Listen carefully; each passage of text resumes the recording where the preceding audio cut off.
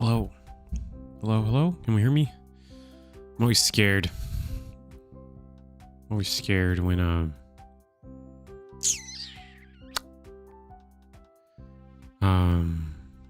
always scared when I update OBS and it's time for sound settings. Sound settings.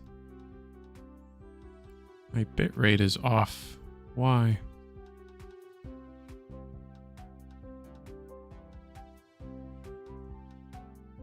This is what I mean, man. That's what I mean.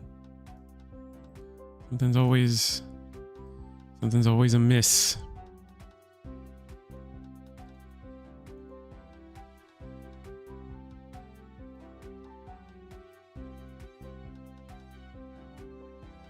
Something's always amiss.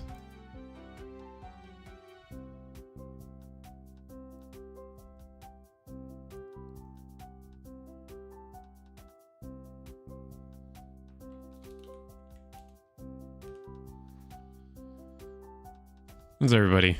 I know there's like a...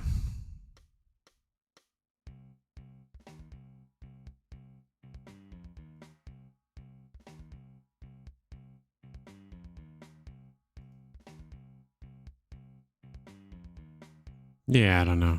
I wish I knew more about all the streaming bits and bobs to make things work, but at the end of the day, I really don't. That being said, we have Eagles Nest tonight.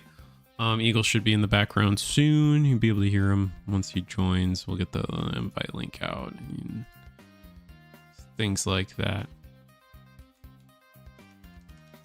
I'm gonna go BRB right back. I have a soda in the fridge that I don't want to explode, so that's probably for the best.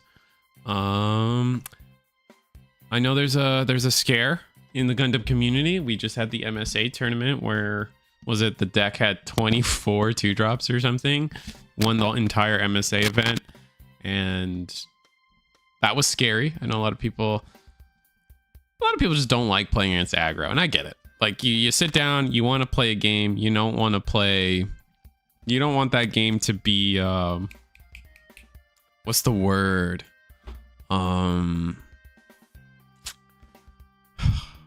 I was trying to make an analogy, but essentially you don't want it to be, you don't want to sit down and play a game of Gundam and it lasts, shorter than a like a double mint gum commercial or something. You know what I'm saying? Like, and it is so, like, that matchup for a lot of decks is so not up to you. You know what I mean? Like, it is just like, did I draw my Lifrith? Did I draw my my early blockers, which I find funny that people are mentioning it, because like I was watching it's a new YouTuber I actually watch. He's getting a lot of traction. But oh, Eagle's in the background. What's up, people? Yep, Eagle is turning the sun off so his face isn't striped. If you guys know, like, those window shades you have, like the little panels, it's like hitting my face, so I have all these stripes. But dude, this format is so fun. Like, it's straight cool, up. Yeah, I think it has some of the best, like, variety we've had lately. No, I absolutely agree. I mean, I'm a fan of like all the different decks, but I think like people are still like kind of like hating on aggro a lot, and I think it's justifiable for a lot of people. I mean, I watched a video the other day. His name is Alone C, and he says Gundam is broken. Has aggro finally broken Gundam? And he kind of defends it in the sense that, like, you don't like, oh, but we have all these tools that are anti-aggro, and then he immediately lists like very specific cards, and then on top of that, like 0 green cards were mentioned and 1 red card. So like, do we really have answers to aggro? I don't know. It's a whole conversation piece, but I'm a big fan of Destiny. The fact that Destiny won yesterday's Eggman events is awesome. Well, let's hop to table 5 then for tonight's first round. Sick. Where is Eagles? How about you? How much have you gotten to play this format, Eagle? I've actually started playing quite a bit. I did a store regional. I've done a new type challenge. I've done 2 new type challenges, and I still have a really big weekend coming up. I know I've shared the information with you and Eggman about it, Mhm. but in Indianapolis, we have a case tournament, a store regional, and a new type challenge all back to back to back. I gotta get the So- slide up for that. That's what I need to do. I forgot about that. Yeah, I'm going to be playing in 2 of those tournaments. I'll be judging the store regional because we have to have 2 judges for that one. Oh, okay. But I'm really hyped for it. And kind of like what you're saying, like Destiny's exciting. Wings Mhm. honestly really exciting right now too, because you get to play like the actual like board tempo variant of it. You're not playing the stall. Like you're actually fighting for board, emphasizing the battles a little bit more. Emphasizing duo and decide in particular. That's why I really like it, Liz. I do like that the fact that that's coming up now. I want to see where people take Wing 0 and then see if they can fix it or change it, whatever they have to do. Where's my second screen? Are they live streaming their table? That's why They are. If they're live streaming their table.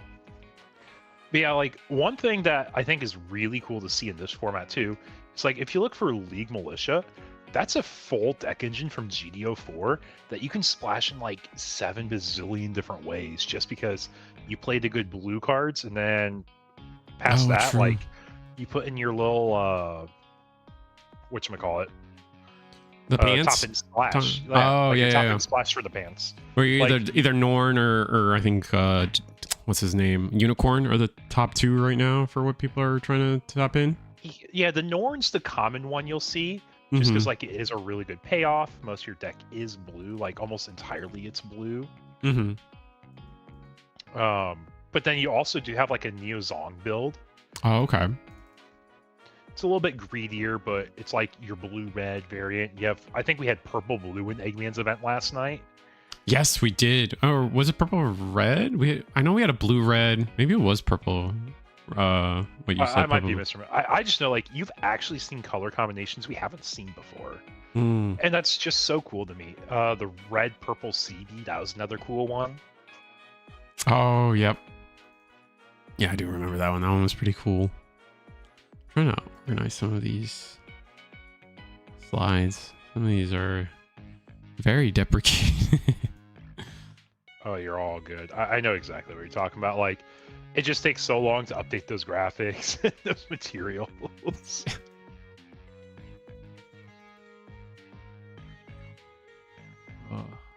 Yeah. But on the board here, we do have... Ooh, we have Minerva Squad, so that's why you were I think we've telling got me to be these. excited. So...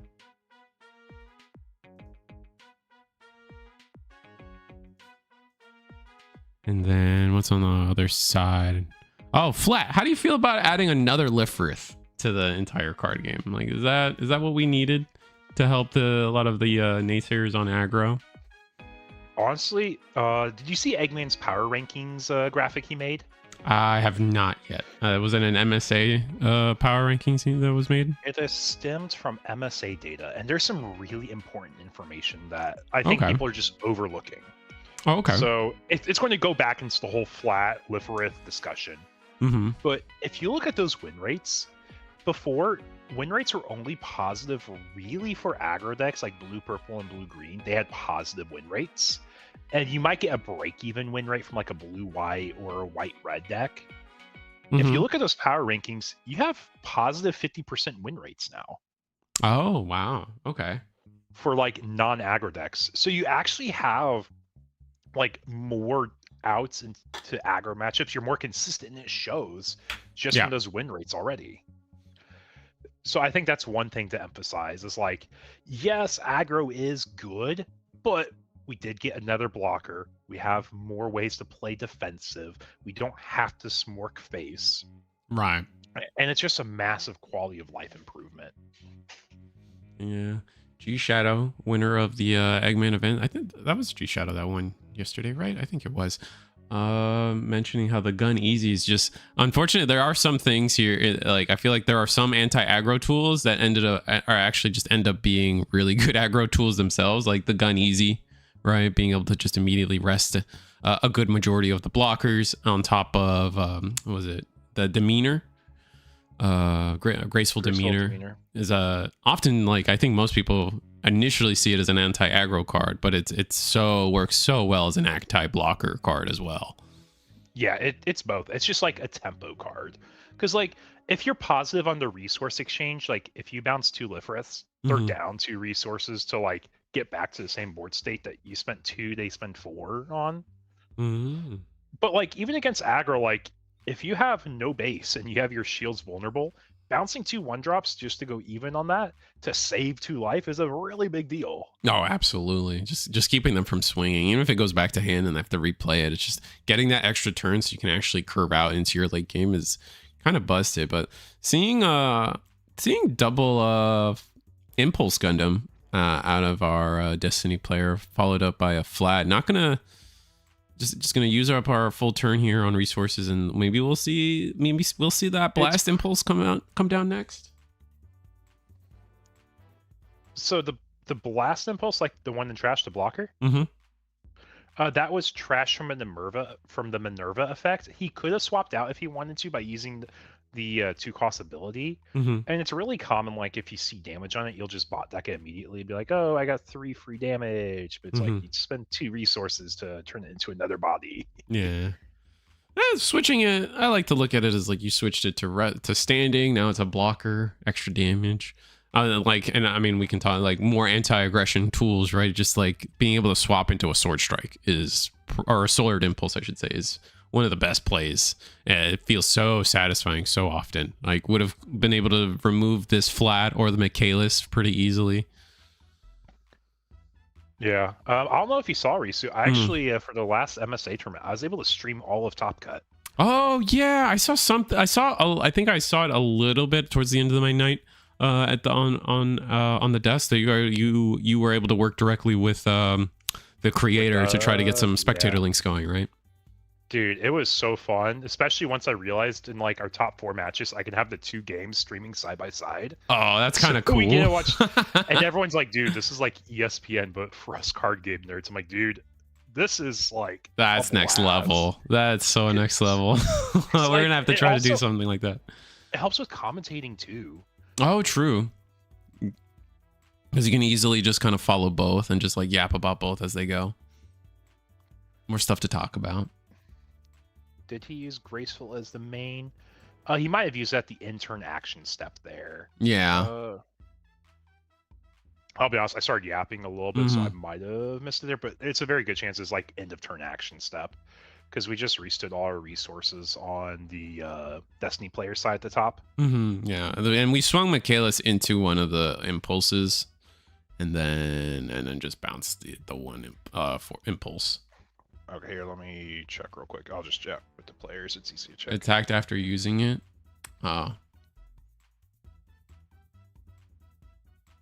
It's still a new card, and it's still one of the most common mistakes people actually do. Doesn't really change the board state, right? Like we still swing the Michaelis into the force impulse and then, or the impulse, and then it really doesn't change anything, the ordering here. Like thankfully. Oh, but the flat was there. Oh, that's pretty big. Never mind. I'm sorry, chat. I'm ignorant. There we go. Oh, that's pretty big. I forgot the flat was on board. I thought it was just the 2 impulses. Yep, we fixed it.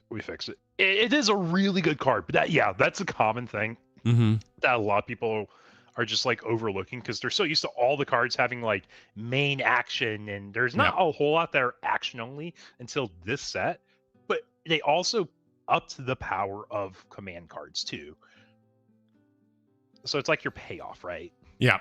No, exactly. Well, when we're seeing, was it some kind of command slinger deck here? It's blue-white, so we're trying to use that new Banshee that came out, or not Banshee, the new Unicorn. Yeah, the new Unicorn. Oh, gonna bounce both the. Wait. Oh, because we blocked, so we bounced both the impulses back to hand, and then we still block the attack. Action timing is so different than the other card games.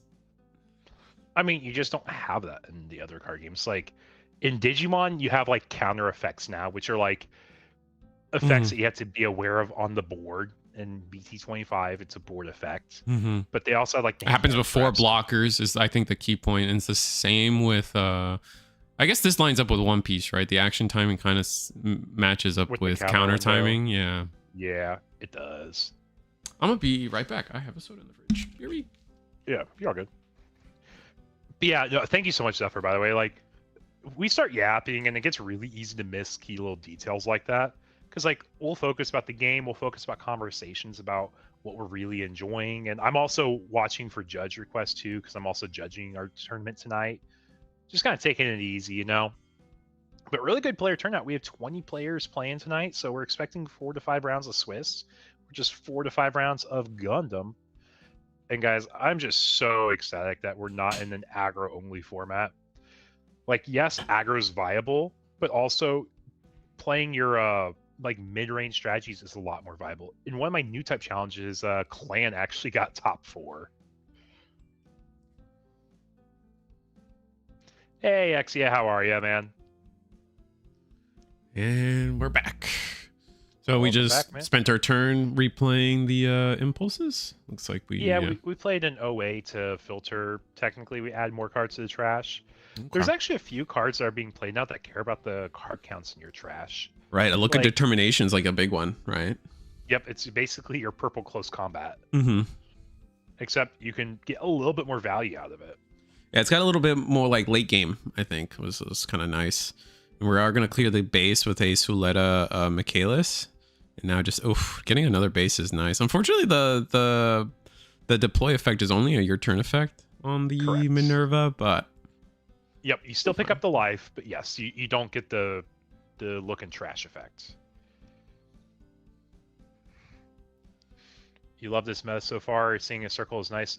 Dude, it's just crazy because, like I already said, like, we started out with the greediest format in the world. Like, everyone's having fun building the new decks, right? Mm-hmm. Like, you're seeing Neo Zong be everywhere. Mm-hmm. And when Neo Zong's everywhere, the game becomes who plays the most Neo Zongs, who plays the best top end.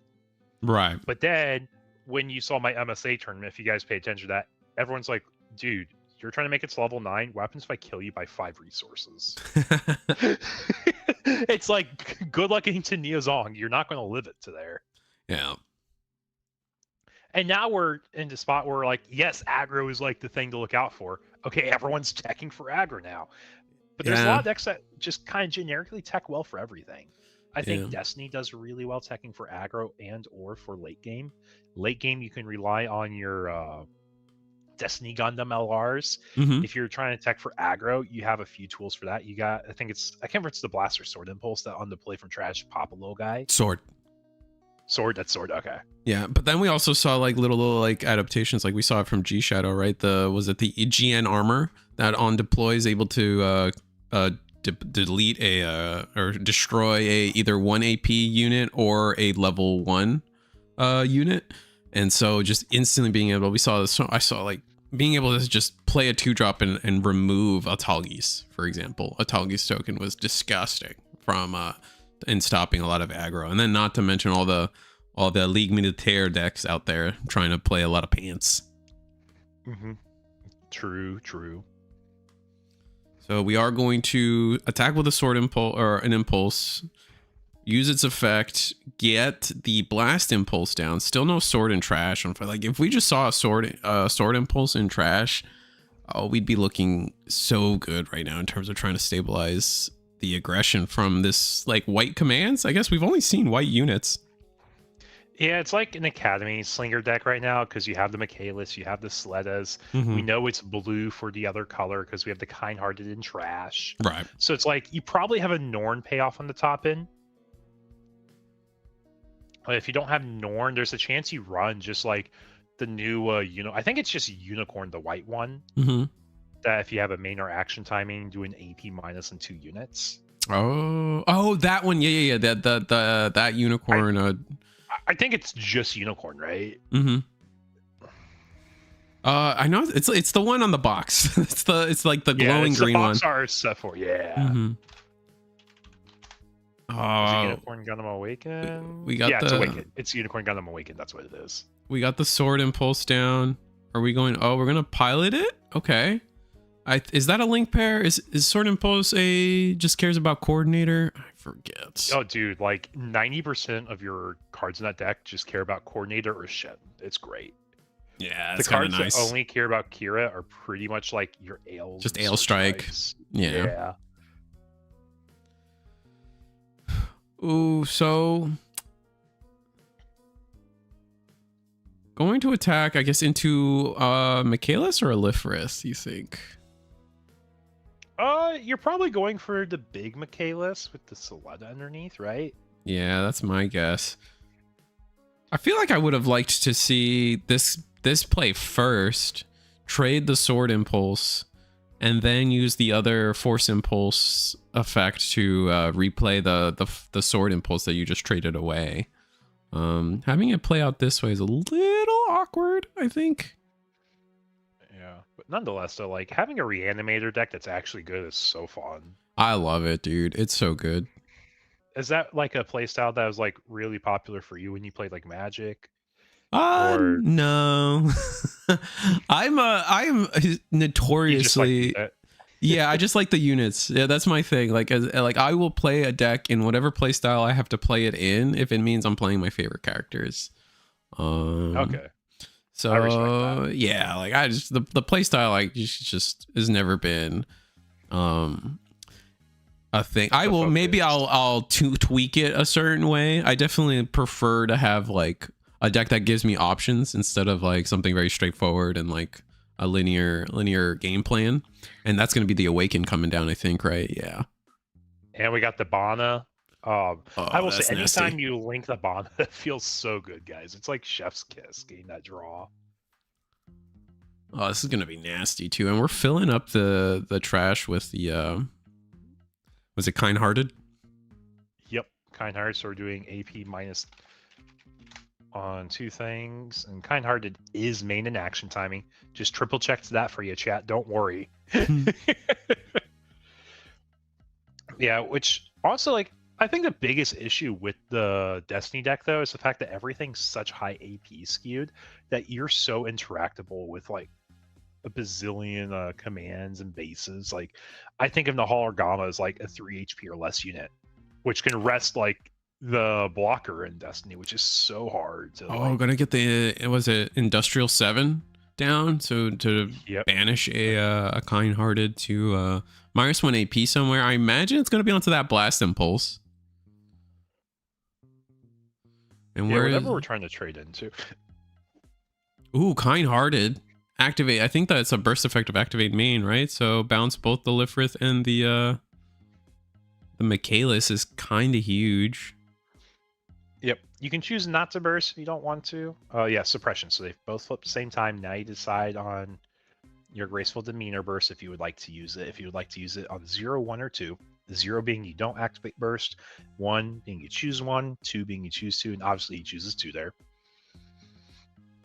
I mean, honestly, yes, they had to make a lot of things balanced. I think this is like one of their really good strides. I think set 1 was a really good stride for Gundam. Set 4 is a great stride for Gundam. Set 2 and 3 is a little stale, admittedly, but like I think set 2 gets a pass. I think set 2, for me at least, I think set 2 was a fine set. It established, it just kind of affirmed what set 1 was trying to do it and just kind of pushed everything forward a little bit.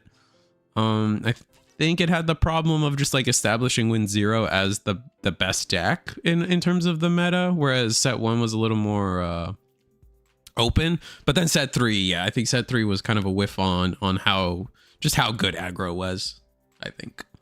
I mean, set 3 and 2 were pushing like towards archetypal design, and now the fact that set 4 archetype has felt meaningful. I know I've already told you about it. I think if archetypal becomes good enough, you move away from blocker pile and aggro pile. Yeah, I kind of agree with that. And suddenly you're trying to play like, you know, stuff that we saw in like the original set, right? Red, blue, ping kind of came about kind of because, you know, Marita Cruz is a red pilot and her link pair was a blue card, right? So you were kind of looking towards building it that way. Or who was Char was green, but then a lot of the Xeon stuff was red. Yep, Neo Xeon is red, and also like it has synergy with each other just because the LR Zaku Searcher is like, it's honestly the best part of green. That and Base Break Zaku. But it's like, is it ever worth it to like build your deck in that color combination just to hit that? And I don't think it ever was. That's fair. So now we're looking at a full board. If I'm the Destiny player, I'm swinging this Impulse into that Unicorn. I'm swinging the sword into Unicorn.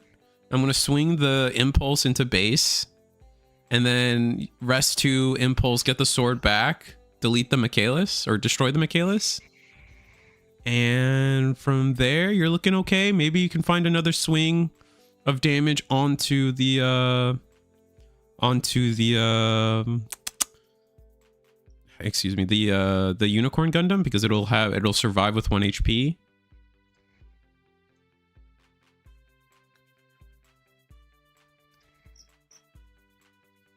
Gonna go ahead and attack base. Okay, this routing's not bad either.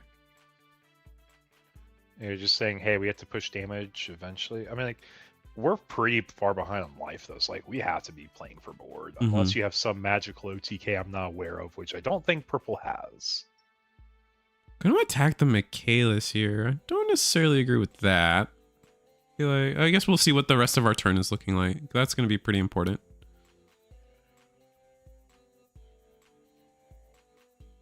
Resting 4? Is that like we're looking like at an Ale Strike? Oh, it's gonna be Force Impulse.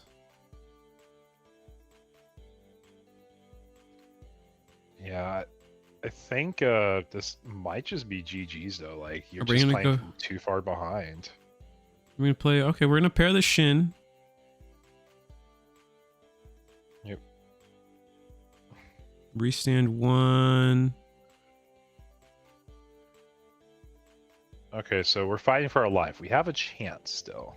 Alright, what is the Force Impulse gonna grab back? No, we didn't even swing with it into shields. Did we I not mean, you're grab kind anything of- off the Force? Oh, we're gonna do it now. Okay. Okay, Okay. yeah, just a little delayed in doing Mhm. that, but we got there. We got there. Yeah, guys, it's one of those differences of playing with IRL cards versus sim. You have to make the selections. It doesn't force you to. Did we even attack with that Force Impulse or the Impulse No. into shield? We didn't. We didn't swing Ugh. with it. You at least want to get the max value of like what the card's doing for its space, right? Just Yeah. a little behind doing that. But we're able to establish a board, get rid of his big body, so we're able to play the game. And we're not dead yet. But there's a very real world that we're going to see the opponent swinging down. Maybe not with a link. But if you play like 2-3 bodies, you're setting up for game. Yeah, for sure. We'll see if they have another Shin or a Destiny coming into next turn. They'll be level 8. That's always a great combo.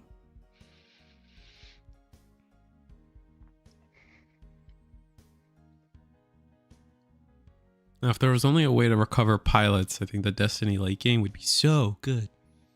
I mean, there is. It just costs so much. It's Yeah, like that's fair. 3 resources for momentary respite. Okay, here comes 5 resources. That is our rebuild with Soletta. Allowing us to grab Forward. any command, I think. Or is Yep, it a command yeah. 3 or less or something? It's basically any command. There's not many commands that can't grab. Here, let me double check. I want to say it's like a level 5 or lower, because like you can pick up Witch and the Bride. Yeah, level 5 or lower. Witch and Bride's like your payoff for it. I see.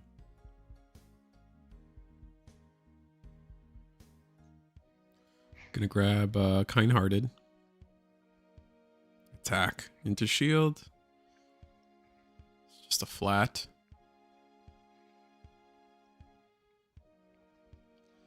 To end the turn here, we have 2 resources to play with.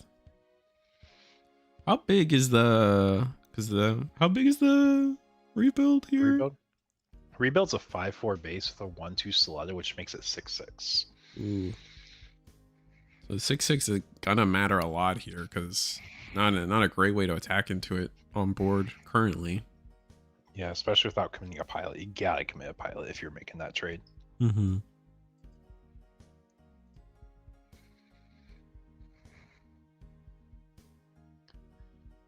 I know, chat. I know, chat. I have 1 more HP. We know exactly what that would be. Don't worry, Neozong does that for you. It's true. This is why we want to play a non-aggro meta, chat, so we can get to our favorite stat lines, right? Yeah.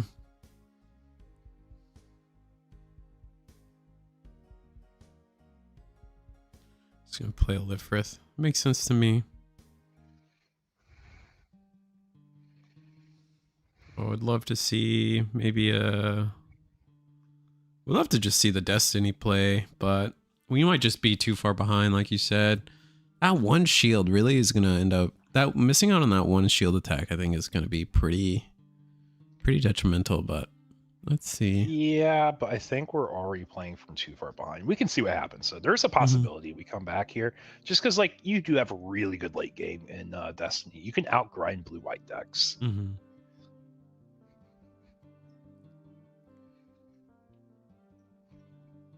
Yeah, so we talked about Destiny. What else we feeling tonight? Is there a deck you want to see that you didn't see a whole lot of yesterday? We didn't actually see a lot of the Victory Gundam stuff, or Okay. the Well, we definitely have options for that tonight. Ligue Militaire. The French are winning with that one. I got you. I got you a table for next round then. Nice. Yeah. Or what's the other one? Oh, Celestial Being, but I feel like Celestial Being's on its way out, I think. It's got full support. It just isn't quality enough to be on par with meta. Like, you'll have like a fringe one making it into like top 8 every once in a while, but I don't expect many to be winning events. I think it just comes down to the fact that their effects are so tied to pilots. It is pretty devastating. It's so sink and swim. All right, did we draw what we needed? Probably not. I think this is probably going to be the end.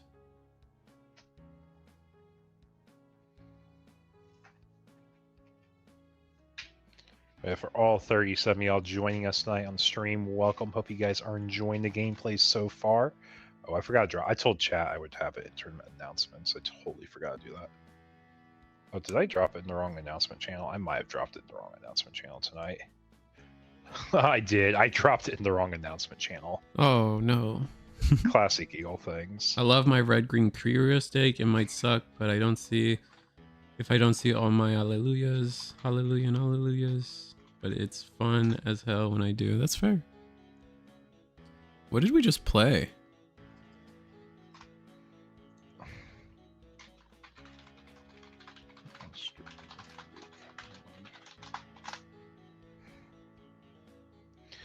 Oh, sorry, I just missed it. What is that on the far right? Or at least the far left? I think that's the guy that rests as a unit when it comes into play. Oh, okay. Yeah, self-ping to rest the 3 AP or less. Oh, the new sword impulse from the set. Okay.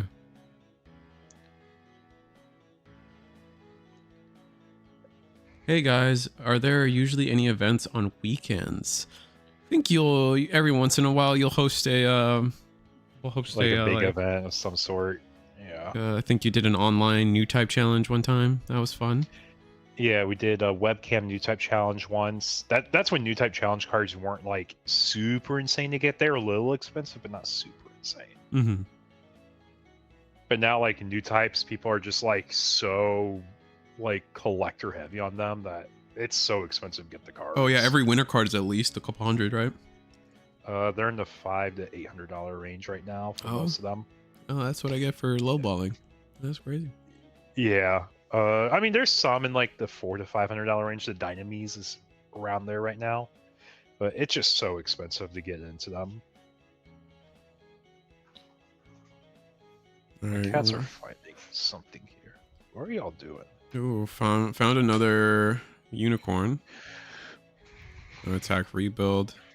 I think we should block with... We'd block with silver bullet or flat. Looks like we're gonna block with flat. Yeah. Oh, to answer the question though, like directly, are there usually events on weekends? No, it's not in our normal schedule. It's a special event, if anything. Depending where you are in the world, when we run our monthly MSA tournaments, you're going to see a lot of them take place on Friday nights in the US, and if you're not in the US, it might be like Saturday morning for you technically. Does who's our Germany friends? I forget their name right now. Becker and all them, are they still running tournaments every Saturday? Sundam, they do run tournaments on the weekends every once in a while. I don't think they're every single week anymore. They've been trying to find that stride to get players coming out to play again. Ah, I see. Yeah, it's just one of those things where it's hard to commit to a weekend all the time. Like, Yeah, I that's enjoy fair. the weekends as time off for myself too. Nah, that's fair. Weekends are tough. I always think like these webcam tournaments are always kind of always feel the best on a weeknight for a lot of people. You're home anyway, and you want something to do. Mm-hmm. Especially with gas prices going up even more right now, it feels a little better to play online than drive out to a locals. Yeah. That's been my joke with the MSA tournaments. Like, buy a gallon of gas or buy your locals entry and earn some cool prizing. Yeah.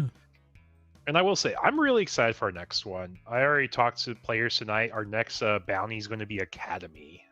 Oh, okay. Because, you know, as popular as the Academy cards are for, like, collectors, I don't think I've actually seen Academy sleeved up more than once. I kind of agree with that. And this format's been out for, what, like 2 weeks? So, if you guys are Academy copers in chat, keep an eye out for our next MSA tournament in June. Try to do at least 3 of them per season. So, with the board the way it is now, I feel like we can force impulse into the aerial, grab back, blast. I think we have another, I think we have an impulse Gundam still in trash, maybe. Another force. Love Academy. Nice seeing you here. Join us in chat. School appropriate. Thanks so much for joining tonight. Hope you're enjoying the gameplay. Sorry, Risha, I'm yapping with you. No, you're good. You're good. I think people are on board with the Academy bounty. What was how'd the Vulture bounty go? The dude bubbled out of Top Cut, man. We had someone get 9th. To be fair, a lot of Vulture players started like X2 and like round 3. But one of them had the run back, making it all the way to X2 in round 6, getting 9th place, just losing out on breakers. But he was ecstatic, and he almost double stacked bounty prizing with top 8 prizing. Dang, getting the kind-hearted here so you can't die to battle, that's rough.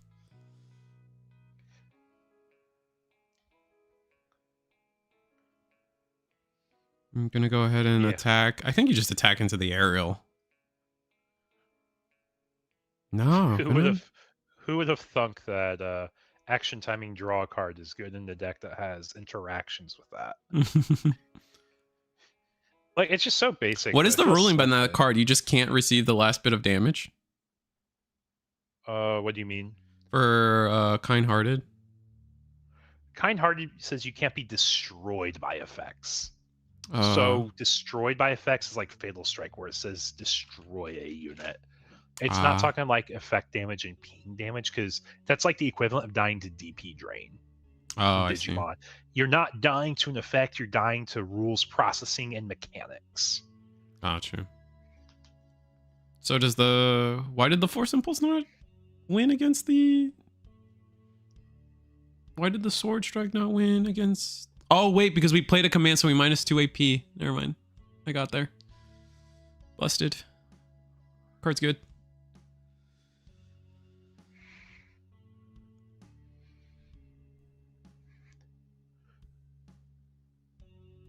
Yeah, I will say though, seeing a starter deck be such high quality out of the box feels so good for new players right now. Yeah, no, I gotta pick up this starter deck. Like, it's a little pricey. I think MSRP for the starter deck is like $5 or $50. So it's a little, and you gotta get 2, so the buy-in's kind of high, but it's so good. It's so good. Yeah, I mean, it's just an advanced deck with some really good reprints in it too. Mm-hmm.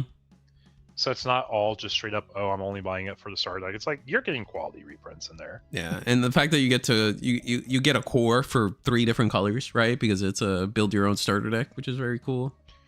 Mm-hmm. That was actually probably the most fun I had on the release event. That's fair. Like, release events, I get why people like them, after playing the Digimon ones for so long, it's just like I'd rather just play the set. Yeah. The Digimon ones just turned into me putting like, all the kill options in the deck to just have security bombs, and you play the guys that say remove a guy as much as possible. Yeah, I've never been a sealed guy or draft guy. As much as I come from Magic and love and play those games, or even in Hearthstone, I just do not care for those kind of RNG formats, I guess. I don't know. A lot of people like to say that's like, oh, it's everyone's on equal footing because it's just packs. I'm like, nah. Somebody found a 4-leaf clover that day. Their luck's a little better than mine, and that's not. I don't know if that's fair. So we got triple blocker. Michaelis is going in 4/4 because we do have enough commands. I try to give the players a heads up. We are in overtime right now. I know it's very likely to be closing out soon. Yeah. And if tiebreakers come up, we have a very clear like tiebreaker win con. Mm-hmm. Yeah. Right, because it's whoever has the most cards in Shield, right? Yeah. What else are we gonna play? We are running out of hand, so might be just the late game here is got some potential. We'll see. But for all 52 of y'all joining us, Mill Round 1, welcome. Hope you guys are enjoying the GD04 format so far. Honestly, the most fun and diverse format since set 1. Yeah, I agree with that. That's absolutely true. We're seeing one more here for looks like overflowing. Try to get that hand quality up. Are we stuck with like a bunch of commands in hand after That might be it. No, there's a unicorn. That's a baby corn. That's Yeah. a combo corn and trash. So that means we're probably playing a destroy mode or two then too. Yeah, probably. I don't see why we wouldn't. Looks like we are gonna rest the 2, play a flat. Yeah, we're just forced to be defensive for the remainder of this game. I mean, Arctic, you gotta take into consideration there's more than just one tournament. One tournament for my MSA, we did have a lot of aggro, but that's just because everyone was playing so greedy. It was just like correcting the format. Yeah, Like, I mean, what this format only started for us last week on Monday. So last week was our first our first Fandom ARIA tournament along with Eggman. Both those events were not won by aggro, and now yesterday wasn't won by aggro again, and then once again, and who knows today maybe aggro will win, but like I don't know. I do understand the hate. Like I get you. I'm on your team. Like I do not like playing against aggro too, but to say that's what the world is, I think that's not fair to say, given that it's only been one tournament that aggro did well. Every other tournament was won by something different. Yeah, like aggro's still a contender. Like we're not saying aggro's unplayable, but also like aggro isn't tier 0. Like it's just a strong contender tier 1 right now, and I think people are going to adjust their deck building still too. Because like that's one of the things that we've already seen. Like okay, let's just adjust from greedy decks into aggro decks into like mid-range piles where we have to deal with aggro. And it will, chat. Like this is one thing I've said so many times, and you've heard me do this chant before too, Risu. It's like, okay, you're going to see in Digimon Rookie Rush, which is like the premier aggro deck, completely die out in set 5. Or set 5 was its last standing. Set 6, it was like so pushed out in set 6. And honestly, we might see that happen in set 5 for Gundam. Yeah, I agree. Like, we'll have to see, because I think there's still a weenies in Gundam have a better value proposition than they did in Digimon, right? Because if a rookie swung into security, they had the chance to die, whereas in Gundam it's just kind of free. But well, obviously everyone like things like commands can still happen, but the fact that the weenies can just kind of hit into other Gundams in shield area and get no punishment for it still favors Gundam. But I still think eventually, like, and it happened in One Piece as well, where like early on vanillas were so greatly statted for the cost and the value was so awesome, right? But now look at One Piece is the same thing, right? You rarely see a vanilla. It's just not like, it's to the point where they put 2K counter on vanillas and they still don't play them. So, or very rarely, if at all. Yeah, I just want to say there's like the red purple law format. You ran some vanillas just to be outside of RP law, like bot decking range. But that was like 10 sets ago now, right? Like, I guess that is why I was. Maybe I might be exaggerating, but it's been like at least 50% of the lifespan ago. I could be off. But you get my point. All right, Michaelis with a pilot. Is this a link pair? I think it is.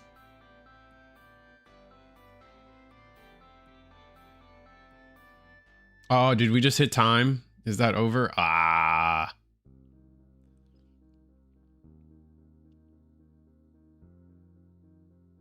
Dang, I think Destiny Gundam, if this had fully played out, I think Destiny Gundam might have taken it. In the long run. Just needed to play a little faster and Destiny would have crested the peak there. Unfortunately. A high maneuver rebuild ends the Cinderella run though. Oh, that's true. There's no guarantee we were on that aerial low, right? Yeah, just ran out time there, chat. But yeah, we were getting the comeback, and they're talking like, yeah, they're like, there's a world that works either way. It just depends on what the shield variance. Last couple, yeah, pilot, yeah. Last couple draws for sure. Yeah, because they're like, I have 2 blockers. It's like, well, I delete a blocker. But yeah, it was just a longer game because like here for the webcam tournaments, we use the TRM time. TRM time gives, I think it's like 5 extra minutes per round, and then I give an extra minute or 2 to find your table. It's like I try taking as much into account as possible. Yeah, I think it's fair though. It's just sometimes players need to learn to play faster, regardless of the format. Yeah. I think I don't think one player was playing slower, making action slower than the other, right? Like I think it was both players kind of matching each other's speed, and then they went to time. Yeah, they were playing a fair pace. But round 2 pairings are up. I told you I would have a table for you, so give me a moment to figure out which table they're at. Pairings. Let's hop over to table 5. Hey, look, we're table 5. Oh, perfect. Now we just wait. And with that said, we were just talking about it, but you have a whole tournament over and under. Not sure if this will be streamed yet. I know it's on me or Eggman or somebody, if maybe School Appropriate can get it done. But looking at a couple of things to see maybe we can get some of this streamed. But if you guys are in the Indianapolis area, there's a whole Gundam weekend happening at the Dugout. It's definitely a store we've worked with before on the channel to stream some of their events and have a blast. So if you guys are looking for something, stay tuned. We'll see if we can get it done. But otherwise, you guys know how it is. It is every... Oh, I don't have the slide for... I don't have our slide for every week. Good. It's Eagle's Nest, but become a member. That's always good too. I'm not gonna hate that one. Yeah, we're here every single Wednesday. We got a webcam local here for Gundam, GD04 format, proxies allowed. If you guys have questions, don't be afraid to ask. Join the Discord. It's in the description down below. But we're going to feature some Militia League here. I know that's something that you didn't get a whole lot of yesterday, and honestly, it's such a fun new deck. Yeah, I think it's cool. I like it. It's a new spin on what blue can do, because I feel like blue was for a while has either been 1 year war blue or kind of RX-78, right? It was the end all be all of blue. Sometimes you can kind of push it and get the big they tried with Big O, but Big O couldn't really make it, and then the blue half of of blue purple. But I just never saw blue as having a cool identity on its own outside of starter deck 1. But now we actually have something, and it's really cool to see. Yeah, the League Militia stuff is like such a fair way to build a deck too. I like it. your gimmick is like this tokens deck, which is like so interactable. And on top of that, like once you get your engine going, you're not like murdering the person because like the whole thing is the pants are playing for board. Mm-hmm. Yeah, and they can attack shields, so it's not like just like going wide for aggression's sake. There's actually utility and dynamicism there, where like you could potentially swing and get some trades in, use them, or you just use them to fuel your effects. I don't know. I really like it. Looks like, but we on one side we are gonna get all Old Faithful. Looks like maybe not Old Faithful yet. We definitely got the purple half of Old Faithful from set 3, but let's see if because there is a purple red version of this kind of rush style deck out there. 24 1-drops with the with the support card. Yeah, with the Legaos and stuff. Yeah. So, yeah, I think once you see the skew of 24 1-drops, you're like, okay, I see how aggro can get you sometimes if you just don't respect it. Mm-hmm. And that's like the ultimate, you're not respecting aggro deck. Mm-hmm. Well, there are times I still carry the idea that there are times where you just don't draw your Lifriths and your the blocker we see, the Zwats. I forget their names. Oh, but it is going to be Blurple Rush. We'll see how much into the Barbados package we actually go into. RX-78 is in here, but the idea is still loud and clear. 1-drops galore. Oh, and we're going to pass. Okay, this makes sense. I guess the pass makes sense. I don't know. The first attack taken up by the shield, so we don't lose the unit. Now we can see what our opponent wants to do, and there's a good chance Lifrith's going to be able to chew into a lot of these blockers. Gun Tank, I believe. Is this Gun Tank? This is Gun Tank, right? We have Gun Tank, Raise Custom, and Gundam, I believe is what that one's called. So I think we very easily block this with Lifrith without question. I'll be honest, I would even trade with this low, just saying like, you know what, there's a chance you can ping this down with a Mika Adept this turn, so I might as well get my value now. Well, that's true. Oh, gonna let our base eat it. Fair enough. Might have a base in hand that we want to get a little bit of value from. That's fair. And now we block Lifrith. If they have the Amika Adept, I think they would have used it by now. Maybe I'm wrong? But I think this is a really interesting spot. The Lifrith is going to be able to get is potentially going to be able to 2-for-1 our opponent, which is always good. And there's Barbados with Mika. So we have the link pair. Is this the draw? This is the if this unit's damaged. On swing draw. Yeah. So what we're probably going to be doing here is swinging with the Gun Tank, saying, oh, no, Gun Tank's not... Well, okay, I thought we were going to ping to Zolo and swing with Gun Tank, saying, what you going to do about this, man? Like, I can trade a Gun Tank or I take a life. But we might just see more value in just, like, playing out the board here, letting this Barb swing. On swing, draw a card, you're going to get the trade. Yeah, I think you get the trade. Yeah, and I think this is very correctly blocked. Going to EX resource to get another Gun Tank down, and that's going to clear the Lifrith. Swing one more time. Another Lifrith, not what we want to see, but 3 units on the board. We're going to be level 4. Maybe we could see some more blockers. I mean, we're in 4 resources. This could be double Lifrith. This could be Zalote Lifrith. This could be Rick Diaz. Yeah. And but there's also the world where we didn't draw it, so we'll have to see. Yeah, rip in peace, Rick Diaz, the level 3 cost blocker from set 2. I don't think I've seen that played as much lately. I think it still sees play in Minerva squad. I think that's a good spot for it. Now this is this is gonna be an interesting turn for. All right, so we got the victory down. This is the one when it's paired, it makes the token. Which victory Gundam is this? This is the one that it's just when it's destroyed, it makes one. I think. Overflowing affection. Definitely gonna block. Gonna definitely try to get the the value out of our Zwats here. Oh, RX-78. Oh, no Amuro? That feels good.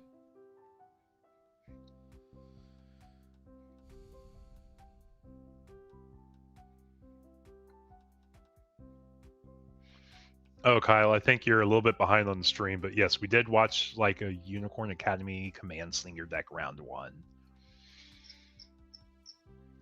Yeah, right now we're in the middle of round 2, and round 2 we're emphasizing blue purple against League Militia. All right, got our pants token down. Do we have V-Dash? V-Dash would be nice.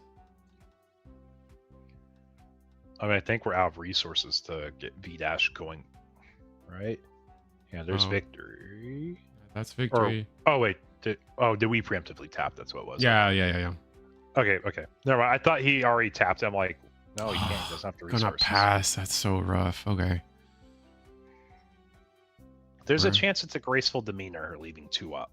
That's true. So we may not be out of it yet. Attack with the 2/2. Oh, you're just going off the resources being unicorn? I'll be honest, I wouldn't look too heavily into what the resources are. Players just play the resources they think are cool a lot of the time, or their favorite unit. Oh, and there it is, the graceful demeanor I was telling you. Mm-hmm. We're gonna bounce both those 1-drops to hand. Don't they have to be active? No, they just have to be what is it, level 3 or lower, level 2 or lower? I'm told. Oh, is that look of a determination? They have to be active? I think that's what it is. I would have to read. I actually don't know offhand. Yeah, level 3 or lower is all we care about for graceful. Got you. It does feel bad because they get the ping value, but also like one thing to think about when you're playing against aggro, if they're high rolling, they're beating you by 5 resources, right? Mm-hmm. And if they're playing 5 resources, it means they have 5, 4, which is 9, 3 is 12. Yeah, 15 resources total. A graceful demeanor basically says 2 of your 15 resources at least don't matter right now. Mm-hmm. And when you tempo and think about how big 2 resources out of 15 resources are on a like 5 resource kill play, it's a pretty big deal. Oh no! Speaking of big deals, this is gonna be a big deal. Amuro Ray on the first V-Dash to what are we gonna rest? RX-78. That makes sense to me. And now, we're gonna be able to get 2 draws here, remove 2 bodies with the base up. Things are looking pretty good for us right now. And both our units survive, so we're gonna attack 1 at a time. I imagine 1 at a time into. Yeah, you gotta slow your roll. It's not magic. Attacks don't all happen at the same time. His opponent is tapped out, to be fair. So yeah, I get his mindset of like, you can't interact with this. You're tapped out. Mm-hmm. I'm gonna go ahead and get our draws in. So being able to those 2 draws in this scenario where your opponent only has 2 bodies on board and 3 cards in hand feel monstrous. And yes, I will say, like, maybe aggro is not everyone's play style, but I will say watching a game stabilize against aggro does feel really good. Knowing you're the player on the other side, it's like I'm playing at that beeping HP territory, and like in Pokemon, you know, where it's like beeping in the background. Like, and then you win that game feels so good, but it's like your heart's racing, and you're like, oh my gosh, I didn't know if I was going to make it.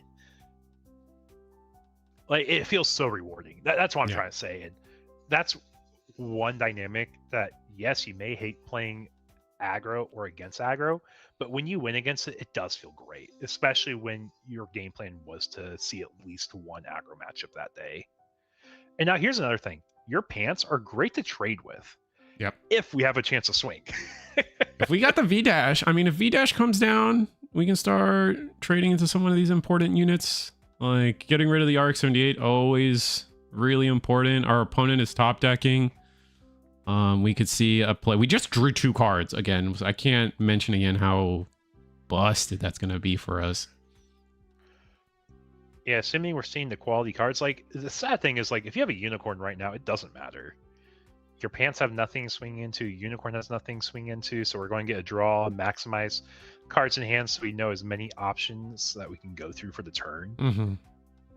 Like, even a gun easy coming down, resting itself, resting the gem, having 2 pants trade into the gem, that feels fine because you're reducing the damage you take.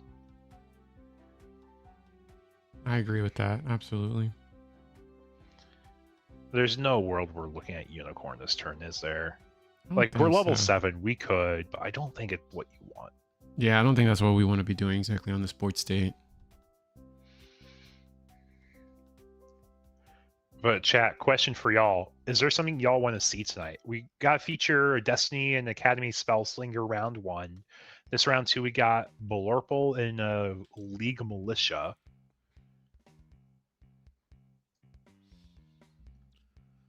Because I can do my best to find decks for y'all. We got a good variety tonight, so a few things we can look into.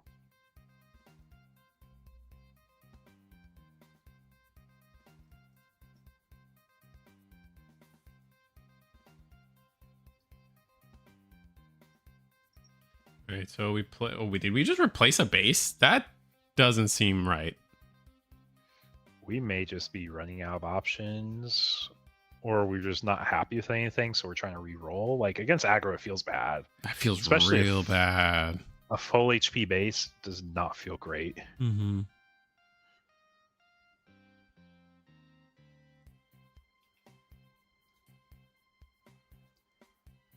Resting 4.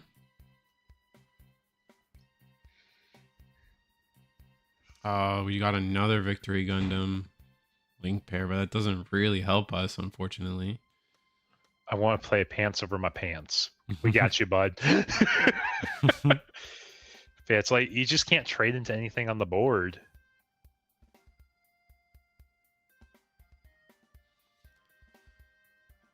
Like, 2 resources up, it's like you're probably looking at a graceful demeanor there. Mm-hmm. It's like your best use of 2 resources. Amuro on 1 pair of pants, so we can rest a guy and trade over a guy. I think we traded. We swung into the wrong. We rested the wrong guy.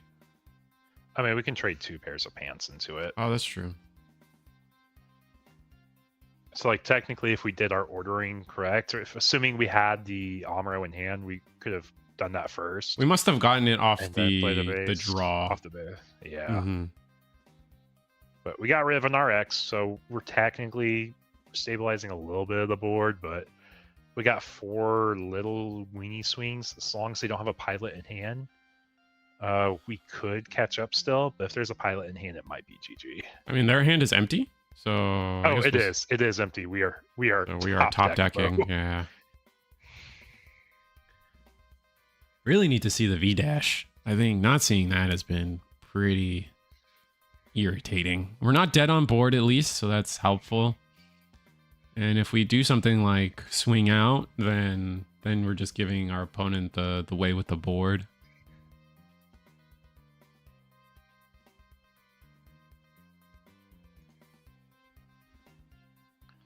I'm gonna spend some resources. We got something.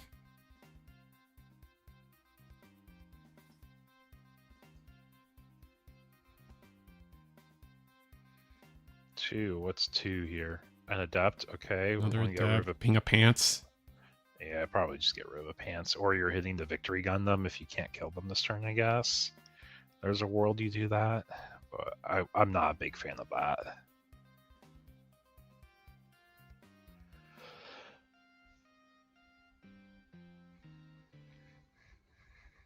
But I will say, looking at our spread for tonight, our spread tonight's pretty darn good. I'm really happy with that. Mm-hmm. Like, everything falls under a deck filter of some sort. I need to update the deck filters because technically white-red tempo is like some variants of Neozong. It's just they're built so differently. It's a little hard to pass. I don't know how I feel about passing. You're just giving your opponent chances to draw their blockers and their outs, right? Especially with these victory Gundams. The issue is if you swing in here, you're swinging Adept, Gem, and a gun tank to get rid of the base. And then 1 more to get rid of the last shield. And now your opponent can full trade over you. Mm-hmm. That's fair. So your goal is just to not give them a way to interact with your board so you can do this next turn because the Adept gives you the last swing you need. That's fair. And we're not even counting a pilot out of life either. Overflowing affection. Still trying to draw the outs here. RX-78 will be thrown out. Another way. Oh, this is so scary. Norn, yeah, not going to be needing Norn. That's our top end. Resting 4. Is it finally V-dash? Okay. Ooh, nice. That's going to allow us to... What are you resting here? An adept? So now your opponent's in the same exact position they were last turn. All right, swing. Same position, except I guess it's just like maybe get a better top deck for his next turn. I guess we're in a lethal scenario now too. Yeah. It's unfortunate for the blue-purple player they didn't get any pilots off alive. That would be one thing you're kind of fishing for too in this game. That just kind of means that the top deck could just potentially be that pilot, so we'll have to see. Picks up the one card. Is it a pilot? Probably not with how we're looking at our hand. Like, if it's a pilot, it just auto slams down. Yeah. Auto slam Like, down honestly, and hope they don't have the can't- unforeseen. You can't even misplay where you put the pilot here, just because, like, it's either 4+1 or 3+2 to break base and then swing. Mm-hmm. Just pray there's no last life base. All right, I'm gonna swing Okay. 1 damage. Oh, trying to... Yeah, I'm gonna go ahead and... Oh, we're fighting for board. Okay, so we're trying not to die. Yeah, I mean, this is what you have to do if you just don't have a... Is it another player. adept? It must be another adept. Oh, Angsha. Okay, same thing. Yeah, pretty similar. Yep. I don't know if I would have Those traded are- into... I guess you have to. I was gonna say the V-Dash Gundam's the scary one. Yep. Thank you, guys. I was just going to say that. Okay, I was just making sure they saw the gut tank there. Mm-hmm. I mean, it's just the efficient formula for, like, what makes an aggro deck good. Like, Mhm. realizing, okay, if you ratio these pilots, you have a good chance of finding at least one in life. If you do that, then you have a chance to just find the extra damage you need to close out game. Oh. Resting the pants. Oh, this is a big choice to rest here. Okay, gonna go ahead and rest Angsha. Oh, and then it's gonna leave us at 1. Yeah. Yeah, I was going to say, we're a 6/6 natively. We have Breach. Yeah. Swing, V-dash, gain, and I think... Oh, there's a Mika. Oh, so now we have to be... And Oh. then there's the Unicorn Link for game. Nice. The Mikazuki, if that came sooner, that we would have been looking at a completely different situation too. If the top deck is a... No, the top deck was going to be a base, which doesn't really matter. And we were 2 cards... Actually, only... Technically... The base would have picked up the pilot. Yeah, base would have picked Right. up the pilot, or the Show of Resolve would have drawn the Amuro that was next. Yeah, that was a close game, though. But Mhm. we watched League Militia take it away there, chat, against Blue Purple. Just barely. Just like literally had to scrape the skin of their teeth with every Yeah, but, card like, they were played. That goes into what I was saying, though. It's like, yes, aggro is still got a bite in the format, but it's not tier 0 in the format. We have so Mhm. many outs and different decks. Like, we have more blockers generically. We have built-in engines to tap units. We have built-in engines to destroy level 2 or lowers, level 3 or lowers. Like, Purple has what? Look at Determination. They have the Blast Impulse from Trash. Mhm. They even have a Rest guy, so you have ways to trade into their board.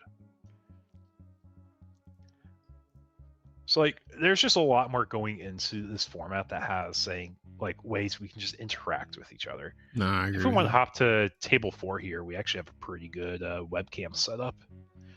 And we get to feature Destiny again. We get to see the G-Shock. run back of this Unicorn Academy Command Slinger deck against Impulse, Destiny, Minerva Squad. That guy. Two Eagles Nest veterans, I'd say. G-Shat on one side, which is our Eggman Events winner, right? And or am I on a different... G-Shad's just a spectator. just spectating We this allow one. we allow our folks to spectate Mhm. because at the end of the day, this is a webcam locals, and if you're playing IRL locals, you're probably walking around talking with folks, socializing, and then you're Mhm. also watching some interesting games that catch your eyes too. And this is going to be actually S. Dot, who famously plays a lot of Wing Zero and has now moved on. I think with Wing Zero's place in the meta is not as strong, so finally forced to move away. But I think we wouldn't just even- scooped. I wouldn't say Wing Zero isn't a bad spot. Yeah, that's just the hard part of playing these best of one games. Like coming in to watch like the follow up of the game also. Yeah, Like once I one think game Wing ends, you're Zero probably is daisy okay. chaining into game ending. A bunch. Yeah. Like, I think Wing's actually in a really good spot right now because like a Wing Zero coming down against League Militia is actually kind of insane. Wing Zero coming down against obviously like the 24 one drop deck is insane if we get there. Of course, the key thing being if we get there. What are we looking at time in rounds? We have 14 minutes left in round. Let's see. I'll take a peek at table one, see how their progress is. This game's just about to wrap up also. Table two.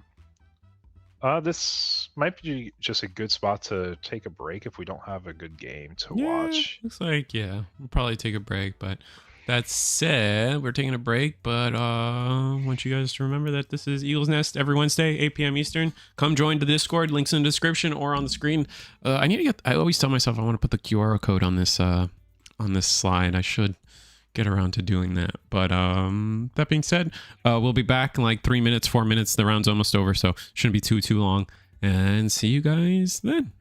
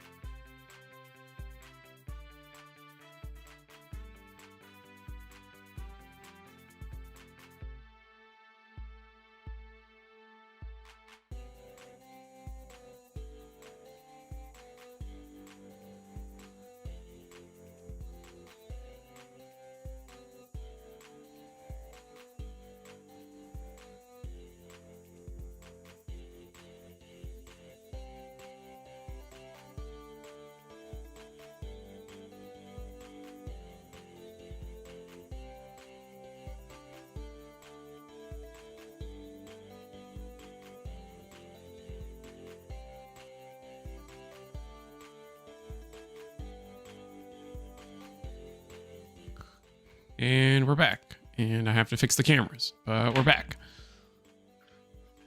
Yeah, chat. Sorry, I did my best to help you all out in chat and try finding one of the decks y'all want to see tonight, but we just don't have them even in the roster to try. Like, it's not like I'm just looking at top tables. They're just not even at the bottom tables to like pull up for like a fun spectator round, you know. That was a really cool Star Wars playmat, though. Look at that, Darth Revan himself. Oh, those pink dice are not stream friendly. No, Eggman hate, because those are the ultimate deck dice, right? Yep. Eggman hates those dice every time. People have been using them because like they're pretty and you paid $50 for them, so you might as well. But man, do they suck on stream, man. Yeah. Webcam woes. We're able to at least feature a different deck we haven't showcased yet tonight, chat, so don't worry. We will get one repeat here, but you know what? It's about as good as we can get. Yeah. And it's a fun one to talk about just because it's been kind of like, it was the front leader for the start of set 4. If anyone remembers set 4, when you started out this format, there was one deck that everyone was playing, and we've already talked about it a little bit on stream. That's Neo Zong. Yeah. And that's like white-red variants. Yeah. And we're seeing it kind of take the downturn right now. It's not as popular. Nah, I think people are just prepped for it. I think it still has a good chance, like especially if Minerva becomes more popular, right? Or like we'll see maybe people hang into the Zhong build, but the Minerva squad is like, I think, would you consider Minerva mid-range or late game or control? I think it's more mid-range. I agree. It's the closest you have to like a pure mid-range deck in like the meta right now, but Pants, maybe you can consider that. Yeah, that's fair. I think Pants and Minerva kind of have their reasons that you can consider them mid-range versus not. Yeah, I mean, it also depends, like, the Pants top end. Like, if you're using the Unicorn top end, you're pretty mid-range to me. It's just, like, the Corn's, like, your mid-range finisher. Yeah. Which, it's not even winning the game when it comes out. It's clearing the board when it comes out. That's a pretty big difference. All right, getting some simple starts from both players. We're looking at Striker Pack. Into the 4-2 blocker. So when we see the 4-2 blocker comes down, it's basically them saying, I'm not going to respect a Mika Adept coming down or a Sword Strike. Or a Fatal Strike. Which honestly, that's valid because it's a lot more helpful to have a 4-2 to block that Rezel. Yeah. I absolutely agree. Having being able to trade up, as I like to call it, is so good because now, if we were on the 2-4, then we just lose our unit and they keep theirs. So you kind of were forced. I'm pretty sure his opponent thought it was the 2-4. And we did have the Mika. We didn't have Mika Adept, but we do have Mika first form, the draw form, I like to call it. But we at least have the gun tank for cleanup here. So, like, it wasn't the worst play in the world. Yeah. Like, you don't interact with the blocker there. You just lose a body you weren't expecting to lose. Yeah. And like maybe even you were. Maybe you're fainting him out to make him think he has the upper hand here. It's like, I got this crazy play. And then we are gonna play a close combat here, I believe. Get rid of that draw adept or Drabados. Draw form. Yeah, Vesalius coming down here, just shielding up, protecting our life from the 1-2 gun tank. And one thing to discuss here, the reason why White-Red started losing so hard to aggro is because they removed all their kill commands. Like, that's true. They were very body heavy. You need the bodies for Neo Zong, to be fair. So it's like, okay, if you don't have the bodies, then how are you proccing Neo Zong? If you're not proccing Neo Zong because you're playing commands, what's the point in playing Neo Zong? Which is why you're starting to see this resurgent of red-white decks not being pure Neo Zong. All right, they're kind of like this hybrid. And Blurple gonna do Blurple things, just dumping clip. Let's see if we are able to stabilize on the white-red side. I mean, we are level 6. I think I see 6. Yeah, so we should be able to do a thing or two here, depending on how our draws were. Get us out of this. Get us out of this really wide but fairly weak board.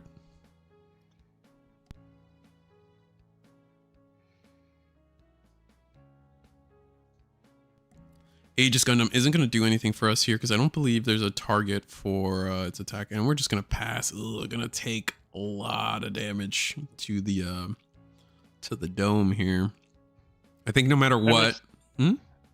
Yeah, it's not as bad as like it looks on paper, just because they're little weenies attacking. It's not breaking a 5 HP base. Oh, we have a command. Also, we're stunting on them. We're stunting on them. Action timing. All right, so the first one went through. Second one, I'm gonna go ahead and clear the Gray's custom. Gonna make things awkward. Now we would have rather attacked with the RX-78 into shield. Now, we've lost. No, we still can attack with RX-78, but now the gun tank doesn't clear, which makes the numbers awkward. Meaning I probably should have attacked with the RX-78 to begin with.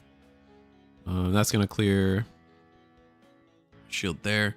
I don't think we're too happy about having to full frontal off the. That's so good.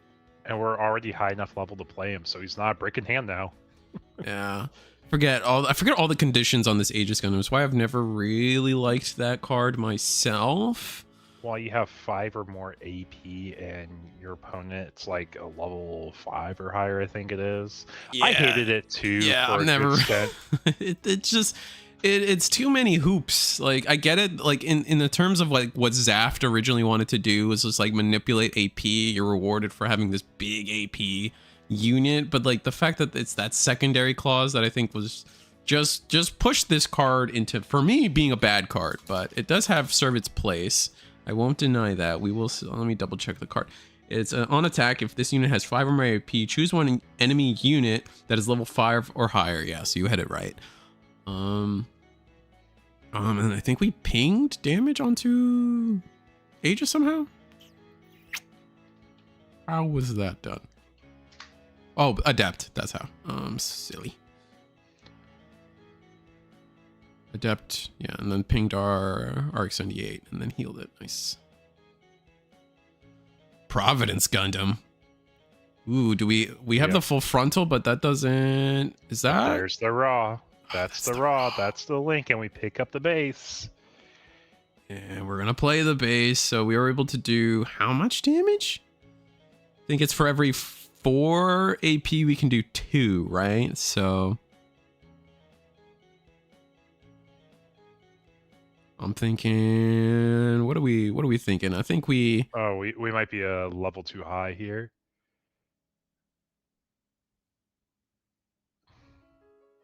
Yeah, we're still level 7, so we can still play this, right? Is that the EX resource we just used then? Here, let me check real quick. Real quick, that's the EX we burned, right? Because we're levels. You burned the EX? Okay, making sure because we're level 6 otherwise. Okay, cool. Thanks, guys. Just making sure. Okay, yep, we're in the right spot. They corrected their board state. And both players verify it's correct. Yep.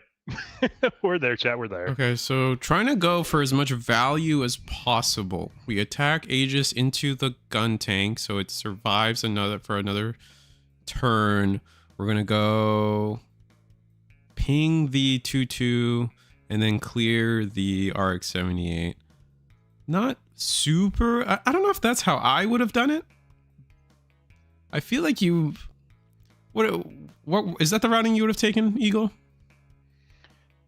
Clear as much as possible, honestly. It's pretty open from there. Oh, I got a ping. Give me just a second. Judge call. Chad, the line I was thinking in my head while he does his judge call is definitely. I was definitely thinking like Aegis could have attacked into the RX-78, right? It was kind of gonna die anyway. We see that, and then we could have attacked Aegis into the gun tank, so the Providence into the gun tank, so we take as minimal damage as possible. Still clears 3 bodies. We lose our Aegis, but now Aegis has more HP at the end of that. But maybe it doesn't matter. Maybe it doesn't matter.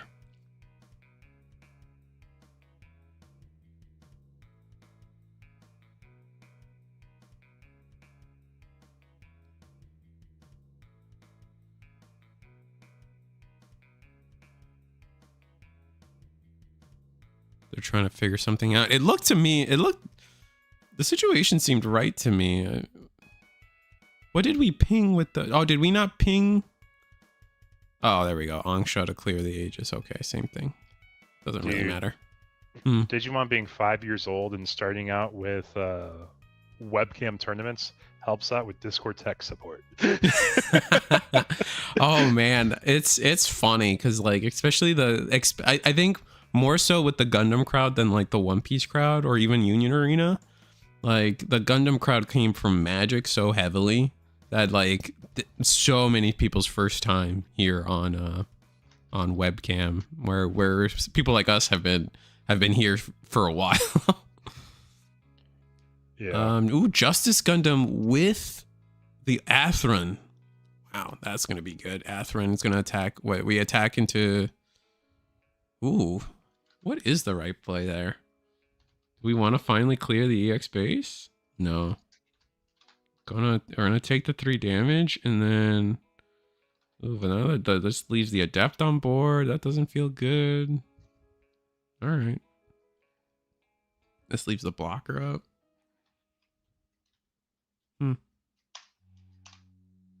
Another instance where I would have probably done it the other way, I guess. But here we are. I mean, your goal is just to remove bodies on board so you get to the late game and hopefully Pharma Providence or Sinanju to get you to that finish line. But for all 64 of y'all watching in chat, welcome. Hope you guys are enjoying the games. We're in the middle of round 3 of our webcam locals tonight, where we have 5 undefeateds right now. Depending how table 3 for down pair, we may end a round earlier, or round next round table 2, same thing. Yeah, exactly, John. Like you're just trying to burn them out of their hand. Like that's fair. You're just clearing as many units as possible. No, it doesn't matter what it comes down to. Your top end's just going to be doing more than their top end does. Yeah, and if we're the hybrid like Neo Zong build, then we're just waiting until Neo Zong comes down. Like maybe you crack a base if anything, but you don't really want to leave your guys as ping targets for Ankshas and gun tanks if we don't have to. Oh, and what? There's the Atherin link. Yeah, so we're clearing the board even more here. Probably just going to get rid of the Adepts. And this is Blurple just sitting in their grave here, like, we're not getting a lot in, and both the tokens can technically swing too. Yeah, we're just turning them all sideways. You know what? I don't fear anything that you can do here. Giving them a card, though. That matters. Oh, but we got a striker pack too. This is probably going to be 2-4 now. We probably know this, but the Justice token isn't a triple ship alliance, right? Yep. Oh yeah, we've done this song and dance. The only token that exists that's triple ship alliance is the striker pack token. Don't worry, guys. Aggro's tier 0. It's tier 0. It never gets beaten. It's just what I'm like saying earlier, though. It's like once the meta shifts where aggro's like skewed too heavy, you start respecting it and building your deck around it existing in the format. So like it's nothing about the players like saying, oh, one player is better than the other, but it's like one player made the meta call saying, you know what, I need to respect aggro in this format because if I don't, I'm going to be in a rough spot. I might just straight up lose around because I'm not respecting it. And here we are seeing white red being rewarded for it, cycling in back the tier or not tier the fatal strike to get rid of a token. Okay, so we saved ourselves from lethal. It's huge. I mean, I wouldn't even say it's tier 0. It's just like, oh, you got high rolled while low rolling, because that's a very different thing. Like in any game, you can have a matchup that's so favorable or unfavorable with like built-in answers, but if you just don't see them, you don't see them. And it's just like, well, you had bad variants and they had good variants today. And that's just something you can't always play around.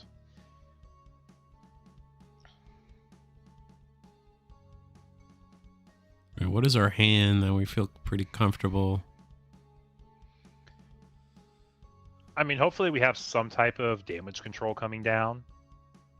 Especially if we're turning this token sideways. Oh my gosh, double I mean, like, the issue is we have 3 cards in hand. We know 2 of them are pilots. Oh, there's an AL. That's a pretty good start. Gonna link and it. Full frontal. It's just pairing. We're just bouncing a thing, making a 6 HP blocker that cannot be Gundam Amarot. You just bounced the grays, right? Because you just gave them the, Yeah, anything that cannot link is a ideal bounce target.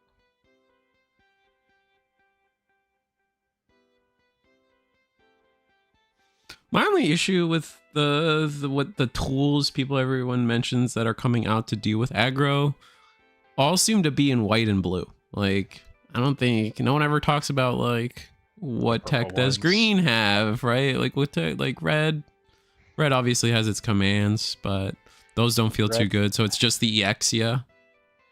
Red has the Exia, which is the level 3/2 drop. You have the kill commands. If you're looking at blue, obviously you have rest effects. You have more ping effects there. Purple has destroy effects. Purple has the trash revival, kill a guy effects.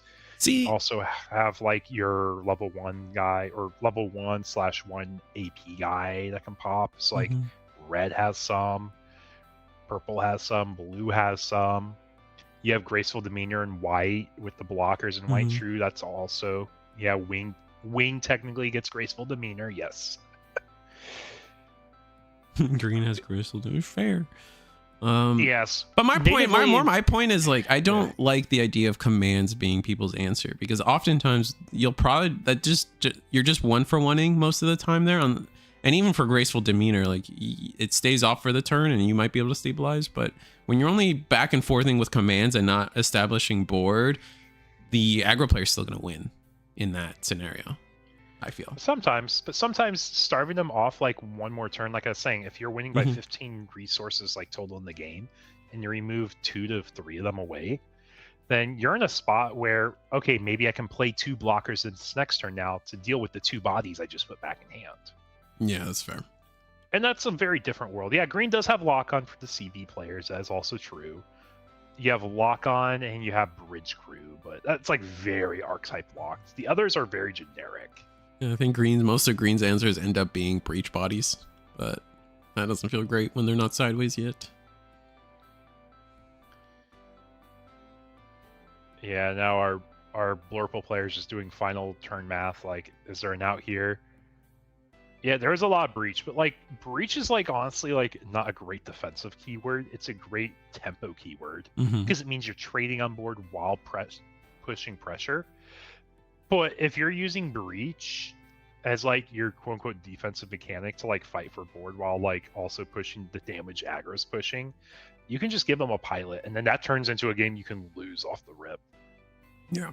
Because maybe they just need that Amuro for game. I've lost it plenty of times where I'm just trading on board so well, and then I end up giving them like that one char to high maneuver for game. Yeah, like, you're just there's so many aggro games where you're just praying they don't get the char, or you're praying they don't get the Amuro RX-78 to just end the game. Yeah, I played this blue-purple mid-range deck at the NTC last night. The whole gimmick was I was using 4 Jaburos to rest like my gun tanks so I can fight for board every turn, and I emphasized the repair units. So like my idea is like I don't want to lose to aggro, so I'm going to play this low to the ground repair board trade deck. And it did really well into those aggro matchups, but it just kind of struggled into anything not aggro. Nah, that's fair.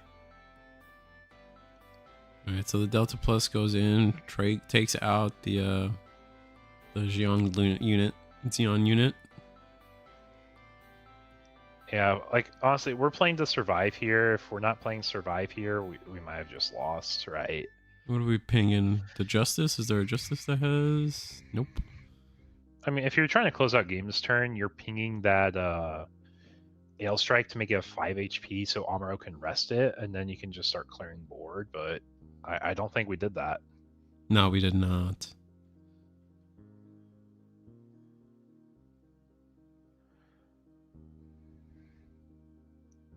Oh no, Blurple's playing board control. This is some from Hell's Heart. I stab at thee. I feel like we had enough attacks though. Yeah, no, we didn't. We did not. If they didn't have the blocker in the way, I would say yeah, they definitely do. Yeah, the blocker comes in the way.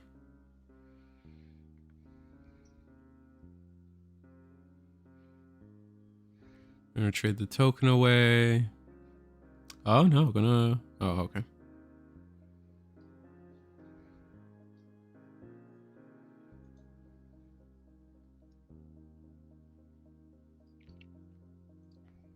I mean, honestly, like we're staring at what, like 1 shield left from Blurple's side, and we have like 1 super healthy body, 2 fairly healthy bodies. I can't exactly tell the HP in one of the Justices. I think one of them has 2 damage. The other one, I just can't tell. That light in the color is Yeah, awful. it's so bad. It's so bad. I think it's 4 damage, but that's my guess. At least for Eggman's tournament, he ships out dice to his like topping players, right? Yeah. Webcam. Hey, thanks for playing. Here's some webcam friendly. Webcam dice. approved dice. We are gonna get rid of the Justice. Is that, well, we're hoping for last base shield. If it's a last life base, there's a world. No, yeah, there's a world that doesn't close out here. Oh, we have the Mikazuki. You just double ping on this ale, so you trade into the Justice and guarantee you get rid of a body, and you're not losing next turn, but also you're not winning next turn. Yeah, because we are just walking that line of, looks like we do. I mean, the Barbados already came down. It's the Mikazuki ping that's left. Yeah, but for all 80 of y'all watching the stream tonight, welcome. Hope you guys are enjoying this. We're watching aggro kind of being bodied a little bit here by white-red. Just having the kill commands in the early game combined with all the like early game blockers into a strong mid game, and now like you have your top end Justices just carrying and doing a lot of work. Oof, yeah, and kind of a missequence there, like you said. Could have pinged the, yeah, you had to double ping this Ale Strike, unfortunately, and you did not. All right, Justice, shield. That's a gun tank. Ale Strike goes for game.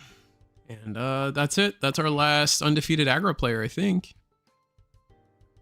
Yeah, here, let's take a look at the bracket. So we will have a round 4 guaranteed. Round 5, we will have a down pair. Let's see, how's table 1 looking? This is League Militia versus Purple White Destiny. If we want to hop here, we're actually still pretty good mid game. We will get some action. Because it looks like we just had a Unicorn Norn board clear. Nice. So that means we did big removal, big AP minus. Yeah, those double Justice Atherin links were really good too. That was nasty.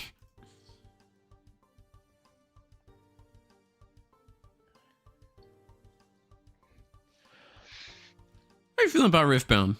You ever play Riftbound? Me? No, I haven't touched it. It's just something I refuse to touch for the fact that I'm so involved in the Bandai bubble. That's fair. It's hard to do a lot more. And yeah, Bandai by itself is what? 3, 4, 5, 6 games now?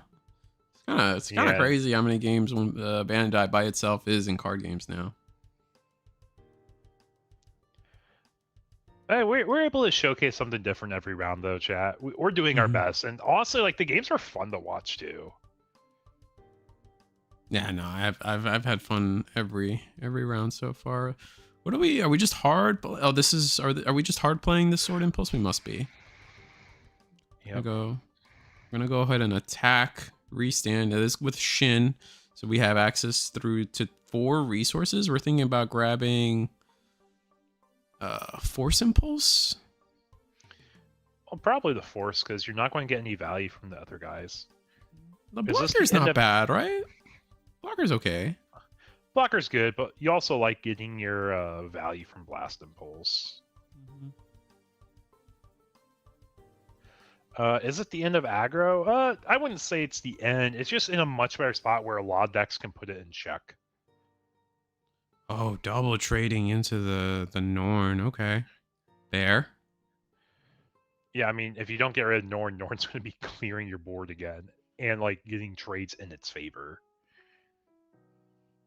Yeah, and I think that's it for the hand from the Destiny Gundam as well. So yeah, it's pretty much down. Well, here's the thing. If Destiny goes down, you have your impulse to pick it back up from trash. Yeah. It's like you actually have a pretty long string of like lines and plays to keep cards coming out of trash. Just gotta make sure you get a pilot. If you can get another pilot, we'll be okay. Oh, we have another Norn link pair. That's oh my god.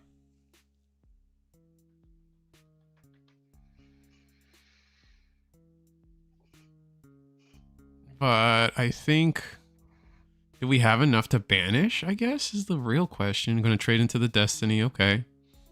Oh, did we need the... Yeah, we needed exactly those 2 cards to get the restand from Banshee. Yeah, we're probably just going to restand it so they can't trade into it. That's fair. Right, Yeah, top deck. I agree, G-Shadow. I agree. I think the O's actually positioned pretty well right now, as long as you don't run into like a bazillion 1-drop spams. But like even then, you have some out still. What was our one? Oh, we're just passing. So was it a pilot in hand? It must have been a pilot. Yeah, we don't even have a way to trade in our blast if we wanted to, if it was a pilot.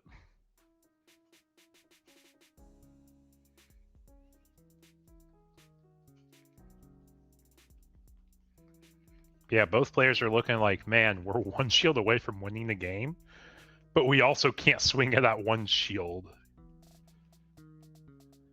So yeah, we're playing for board here. We're going to swing into the Sword Impulse, the one from the set. Restand. Do you just trade? You just trade? Yeah, I was going to say, I think you trade. Because, like, you hope you're not being linked for game, but the issue is, like, they get a body still. This is a draw for them, effectively, while trading. Yep, here comes Destiny. I'm going to replay Destiny. Do we have this? Do we have... that was the top deck. What do we grab? Force Impulse? If it's a pilot, you grab any link back. Oh, I think we have just double pilot. No way. Just recounting, making sure the math is right. Reminder that we do get to restand 1 in all of that. It might be. Was there no blast? I feel like I would have gone for blast. Maybe I'm crazy for that. Oh, the hand was pilots, and we scoop it up. But there we are, guys. That was a close end of game. Who won there exactly? I thought the Destiny player won because I thought there's one more. There was still one shield, right? That's what I'm making sure. Token, though. That might have been a token face down too. That might have been a face down token. I'm not sure. I want to say Destiny won though. It was a little quick. Destiny won. Okay. Destiny won. I just checked how they reported the results. So our top 3 for tonight, guys. We have Destiny, we have Red White, and we have the O. Woohoo. Talk about 3 decks that most people weren't ready for, right? And none of them are aggro, which is very important to everybody's conversation coming off of the MSA tournament you ran last Friday. I know Eggman had his hands in his face, just like, oh my god, please, because he's been pretty active in the opinion that he's just kind of he's really hoping that this game kind of moves away from aggro. I think a lot of people are kind of hoping that we move away from aggro. Would have to see, and obviously from the consensus in chat, most people are just kind of over aggro as well, and I get it, and I understand. Aggro does have its place, but when it's 21 1-drops, I understand what people want. People do want like back and forth in their card game. Yeah, it's like I've said it once. It's just like the correction of like everyone's playing so overly greedy starter format. Like, let's play all the really cool cards that have these really fun late game battles, and then it's just like, I'll just kill you before you get there. If I can get some Destiny, I hope to see how it all works. Yeah, we can see how we feature it. I think we're going to try featuring table 1 regardless next round of who's on there. Just because if it ends early, we at least were able to showcase the finals. If not, or the O. We'll get the run back. We haven't seen the O yet. I think we're just going to do table 1 regardless. Because if the O's table 2 and they end up winning the round, we're going to see them in round 5, right? Yeah. Speaking of which, chat, you guys ever get random sodas? I'm on this. It's called Dirty Mountain Dew. All they did was add cream soda to Mountain Dew, and man, it's actually good. It's actually really good. Yeah, I've been loving this. Actually, I have some in my fridge actually. No way. Yeah. Oh yeah, because we buy like for the shop, we buy random sodas all the time. So it's just like, hey, here's the new soda on the block, try it. And then so I, naturally I try it. I'm like, wait, I might actually buy this myself. Yeah. But my cat even said, you know what, Zach, this format looks so fun. I'm going to join you and watch the games today. So Aggro being good is pretty common in early formats. People trying all different stuff, not having lists set yet. It's easy to just play the equivalent of what's it, RDW? What is that? I should feel like I should know what RDW is. I can't say no RDW off hand either.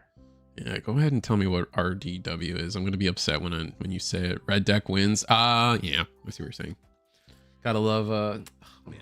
Rest in peace, Standard. Are you guys still suffering the whole like Mouse Brigade cards, just killing everybody with I forget what cards it is. It's a bunch of pump spells, right? That just like you just go sideways with everything and people are dead like turn 3, which is gross, by the way. If I can see some Destiny, yeah, I'm rooting for Destiny. Everyone wants Destiny to win, which is really cool. I still need. No idea. I'm strictly Commander with MTG. Yeah, that's most people now. I'm a boomer. I'm older than I look. So, but I've been hoping for Destiny to do well. I need to build that model kit. I have that lying around somewhere still, and just put it on display instead of this Digimon banner. I mean, it's a pretty cool banner. It's a pretty cool banner.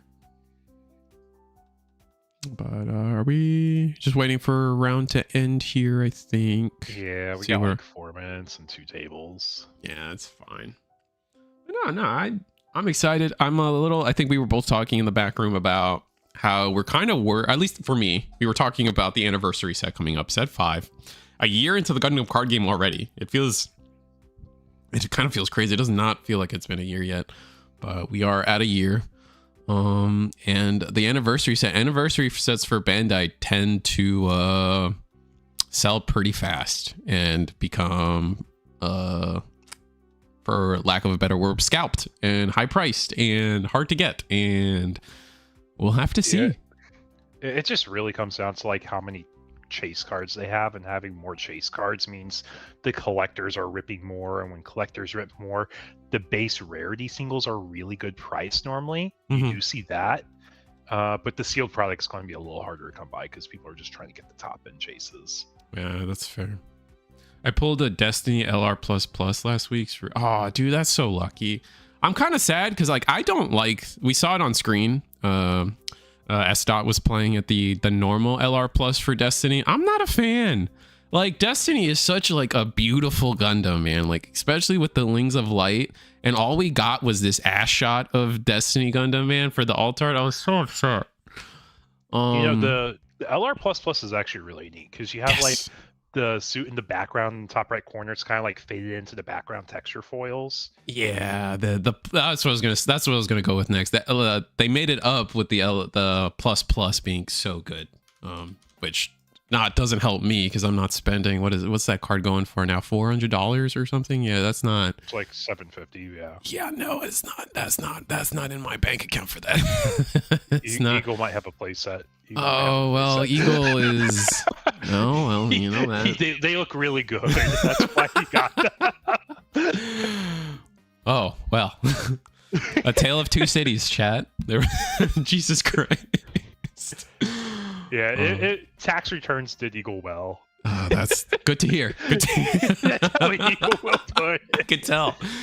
It's one of those things where it's like the shop owner always tells me, is like, if I ever win the lottery, I won't tell anyone, but there'll be signs, and that sign is a closed sign at the front of the store. He buys out the shop. Right?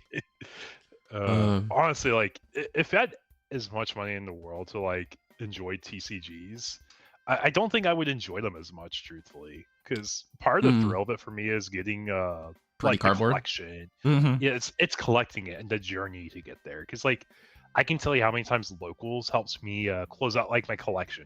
I can tell you set 2.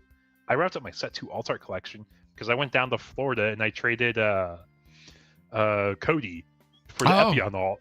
he had the last card I needed for the collection. He was my round awesome. 1 opponent. We had a really good game, and then I'm like, so man, you bring any trades? I opened page like once an Epion. I'm like, dude, this is the last card I need to finish set 2. Please let this trade work, or I will buy it. Like, and that's just some of the fun things you get to do when you play in these TCGs with communities.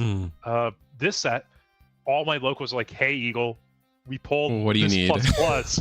Yeah, it's the pluses because I'm one of the few people that buys them. No, I know what you mean, because that's where I'm at with like a couple, like, because Digipanda from for Digimon is like that. If ever that someone pulls like a high end card or an SP around me, he's the first person I give a ring, like, hey, where are you at with your collection of this particular card? Because I might know a guy that could send you it. Maybe I got to start hitting you up for anything we pull. For Gundam, dude, I feed. You need the L strike? I think the shop's got an L strike. I got all the SPs now. Oh, okay. The only thing I'm missing is like a handful of alts. Like I'm missing like 5 alts, like the foil resources, which like at the end of the day they're not that bad. It's like I'm missing Destiny alt and Demeanor alt, and there's a case tourney this weekend. I'm hoping I can get trades there or pull it from packs I get. My brother traded a pack for a stack of rares, and the pack had a common plus in it. Oh, that's the resource, right? Resources are common plus. Yeah. Yeah, give take, they're like $20. Nice. Yeah, no, those are good. Like the Destiny one looks sick. I kind of want that one. But, yeah. No, I feel you on the whole collecting and the journey of it. As my background would indicate, I collect a lot of BS, and like, gotta tell you, it's way more fun to find it on the shelf at Target or a random toy store than it is to just like buy it on eBay or something. So the hunt is always the fun part. Yeah, because like that's if anyone doesn't know, I collected retro video games before I did cards. Like I have the entire Nintendo 64 like library complete. Oh wow! All the game. Yeah, my living room, I have like 3 IKEA shelves next to each other, and it's like a bunch of games complete in box. I have every single game lined up with the binds showing up front in a plastic dust cover telling you which game it is. And like, this was like my thing before TCGs. I love completing things. So when I was able to complete that collection, it was so fun for me. But then it's like, okay, do I go for another console or do I just move on to something new? And for me, it is moving on to something new. Like, I enjoyed it. It was fun, but TCGs are so much better in space. Like, dude, my living room is filled with N64. I just don't have anywhere else to put stuff. It's like if I do another game, I have to like figure out how I'm collecting and where I'm putting it. Yeah, no, I feel that. It's the same with me, and like anyone out there that collects model kits or any kind of figures, like this top shelf of mine has like all the big stuff. Like you guys can see it right there. I got like a bunch of Megazords and stuff. It's just space is such a problem, man. And I can't even begin like to express that for people. It is tough. Do you have the gold Ocarina of Time, Eagle? Yes, I do. Oh, look at you. You see? There you go, Kyle. He's got the gold Ocarina of Time. That's a big one. Okay, so what's next? What's the next release item? What previews are we thinking? What do you mean? Or like what's gonna get spoiled? I mean, yeah, we still haven't seen set 5 spoilers yet. That should be starting up soonish. Set 5 and the SD multiplayer set. We're probably going to see them side by side spoiled. Because that's what Digimon's been doing lately. They've just been doing these side-by-side spoils. Yeah. Tequila. Okay, guys. Do we want to watch League of Militia go against the O being the down pair? Or do we want to see Table 1 where it's Destiny versus White-Red? I think they're both fun-sounding. I kind of like the idea of Table 1, though, too. Yeah. Watching Table 1's good unless people really want to see the O.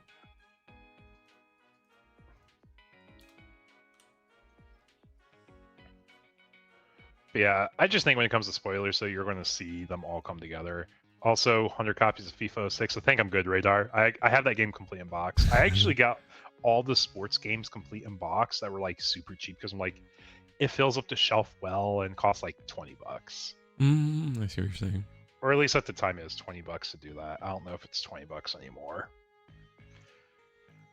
is. I just I know. I haven't do know been that retro touched. video games went up like crazy at some point. So I don't know when you were last collecting them, but it is diabolical where that community, or at least not that community, but that the value proposition over there has gone.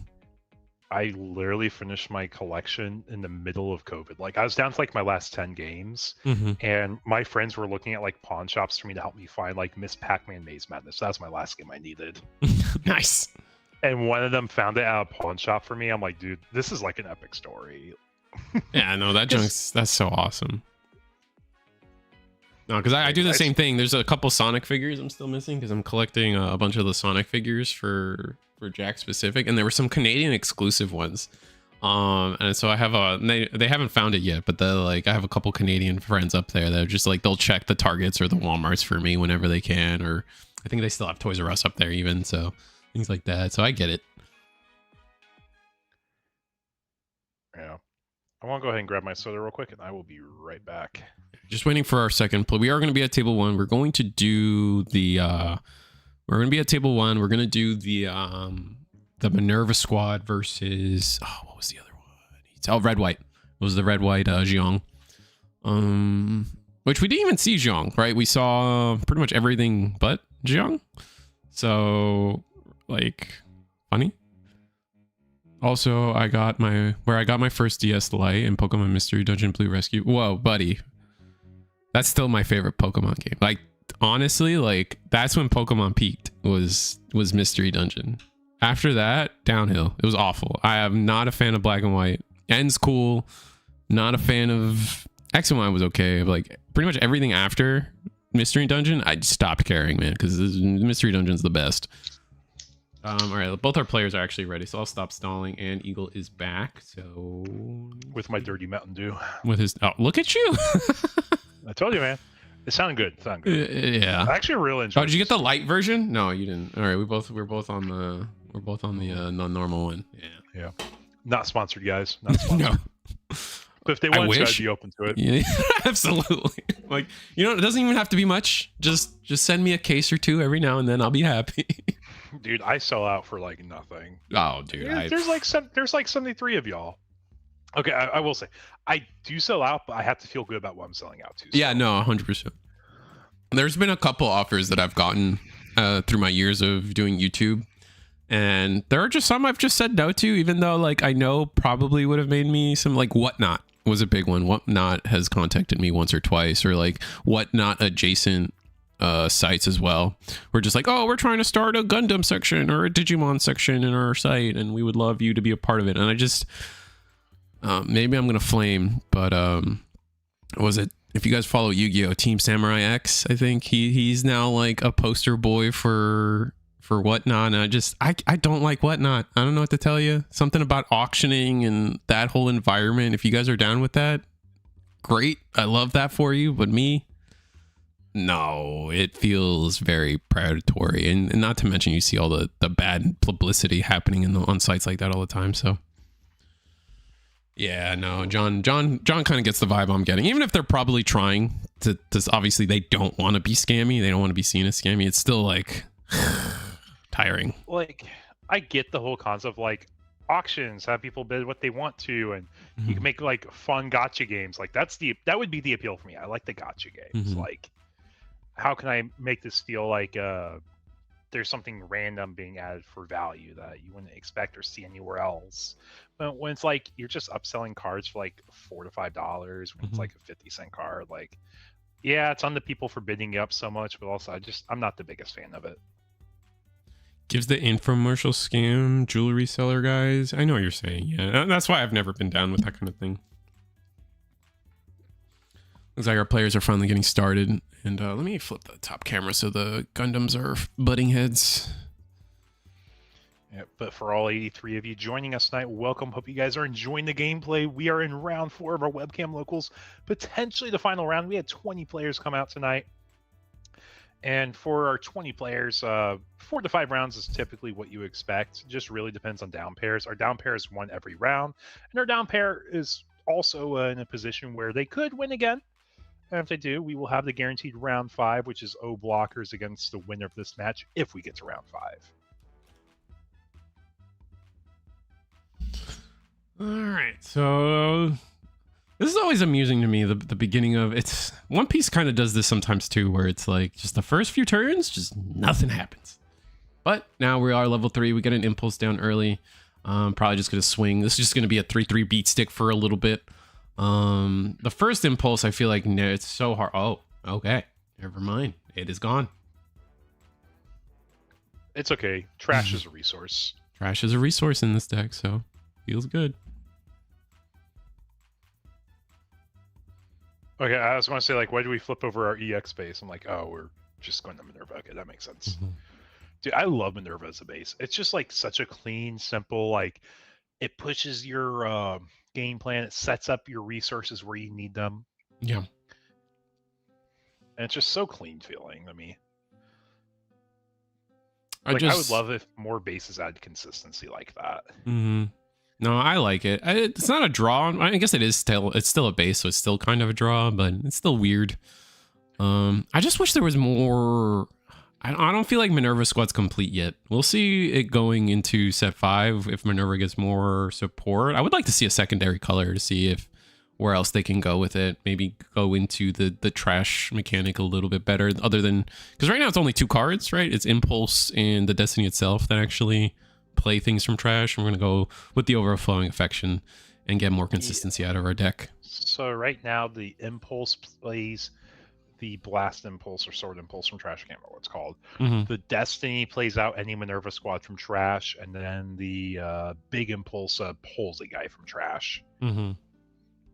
So yeah, that's pretty much the extent of your trash interaction. All right, so both players playing really slow, and I think in this slow pace game, I think this favors red-white by a lot. I don't think it's going to be hard. I feel like in the late game, it's going to be hard for Minerva to outvalue Xiong if we get there, or when we get there.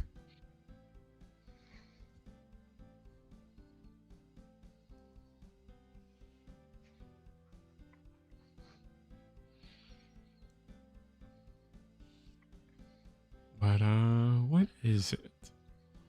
It's like we're having we're attacking and we're deciding whether or not we want to block or not. Do you just trade your Lifrith here? You might be fine trading your Blast here too. All right, get into the trash for any potential impulse, or are we just letting it go? Oh, getting up for some reason. Oh, changing the light so the glare is different. Nice. Respect. Yeah, I was going to say, like, you also might be trying to play around improved technique because you've seen one, like, they probably have another. All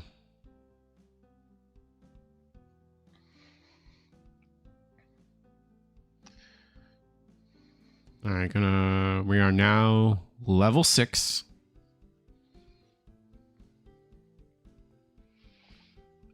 How do we want to do this?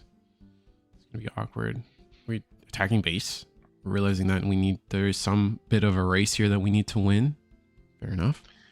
Also, like, if they block, we don't mind bringing it back. Hail Strike, bounce the token? Yeah, you always bounce token. Now, if you want to, you can swing face. It's not needed, though. Board's Just looking good okay. tempo ale. Good tempo ale. Because, like, once we get to the late game, when we get 2 paired Destinies out, you pretty much have infinite resources.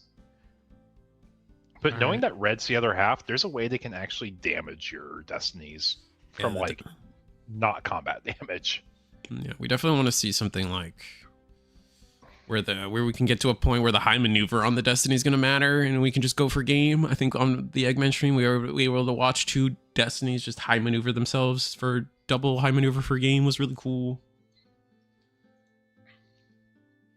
Hail Strike comes down one more time after an Overflowing Affection, and this time we do have the Kira, so bouncing probably Force. No, it's going to be the Lifrith. What do you minus here? Probably going into the Blast? If it's going into the Blast, you let it go, in my opinion. You're probably swinging face. Okay, we're trading ale for ale. Okay. Ale for a link paired ale, so... no, they were both link paired, never mind. Excuse me.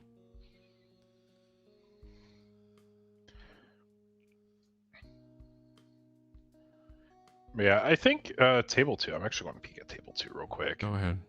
Just to give an update, because these are best of ones.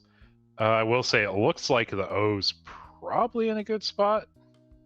Oh, it wasn't League. I'm sorry. He's not against League Militia. He's against White Red. Ah. Oh, gonna trade. Going for the trade. So slowing the game down on our tempo instead of making them do it on their turn. Interesting. And they're tapped out. Going to level 7. This is our first chance to play Destiny, but we don't have a Force Impulse in Trash.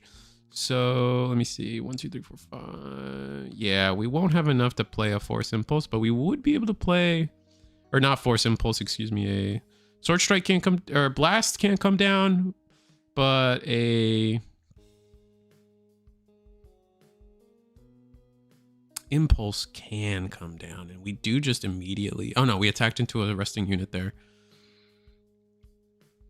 All right, so attacking, high maneuver. We still got to resolve the attack into. No, we attacked into the blocker. So yeah, it was Destiny. Yep. Just explain where the resources are coming from. Yeah, I think people are still not quite used to the Shin being able to restand one.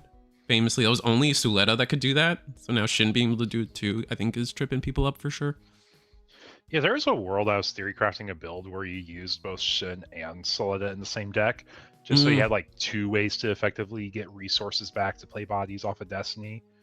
Yeah. But you're just really playing the Kira cards with like a Suleta at that point. Yeah, the Kira just feels just pairs with this deck too well. Oh, do we have the Rao? Providence comes down for the red-white side. I mean, you hope you do. Oh, no, we don't. Rao. Oh, that's because now I mean, it's not like they're nuking it here, right? Mm-hmm.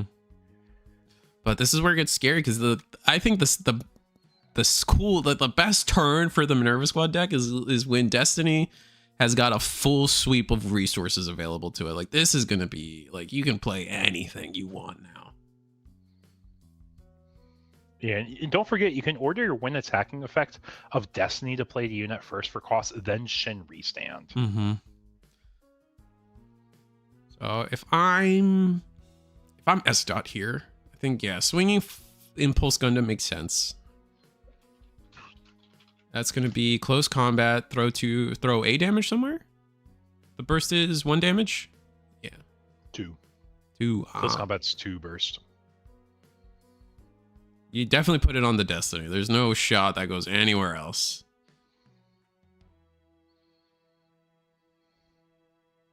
Yeah, that's a little rough. Kind of wanted preserve more health on the sword, on the Destiny than that. Going to use 2 resources. Use the Force Impulse to bring back Blast. Yep. And then swing, Destiny, restand a resource. What do we got in trash left? Just another Force Impulse, I believe. Or Impulse. Basically, yeah. So, able to go wide. Oh, that's so good. Shield's really helping us out here.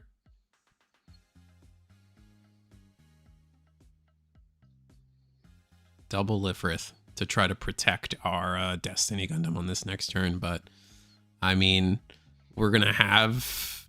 Does it have to be link paired for the Providence? It's just.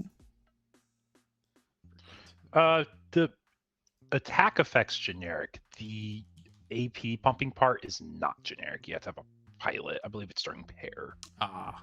So we're gonna able to just swing and clear. That's so rough. Being able to just immediately swing and clear the Destiny is gonna feel bad, especially since we don't have a Force Impulse to kind of loop.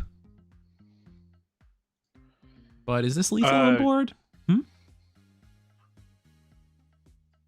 Yeah, Destiny, they can pop off, man. I mean, to be fair, he's dumping Clip to like protect his Destiny because he wants to keep bringing guys back. And yes, this red-white deck is more of a hybrid. It's not like a pure like Xeon red-white. It's a hybrid red-white.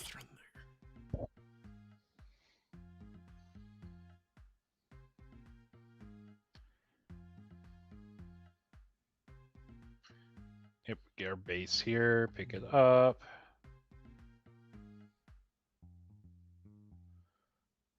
Yep, and target the whatchamacallit, Providence. Providence with 1 AP, yeah. So it's saying at 7 attack, I believe it is now. I think so. Or is it 8? I'm pretty sure it's a pump 2, not a pump 3. Mm-hmm. Is this the full frontal? No, this is another Atherin. So we're going to be able to throw... At this point, we're able to throw 2 damage somewhere. Atherin is a Zaf pilot. Mm-hmm. I will at least say that. Gonna let that through. Do we have... Oh, double flat. That's gonna be nice.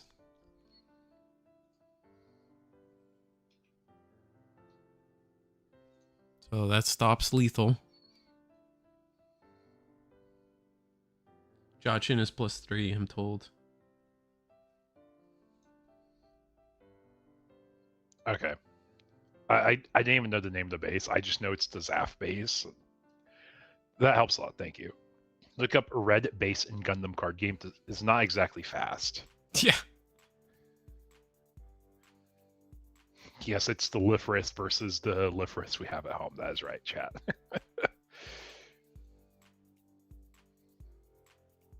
I'm surprised we didn't... I guess we were hoping that they wouldn't. I'm surprised we didn't block with the force there. Probably would have considered it.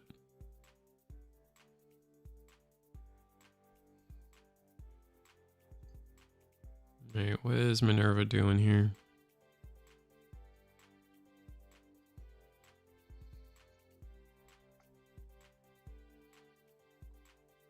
They have a few out, or few lines they can go for here. Mm-hmm. Like, that sword is probably going sideways regardless what happens this turn. Yeah.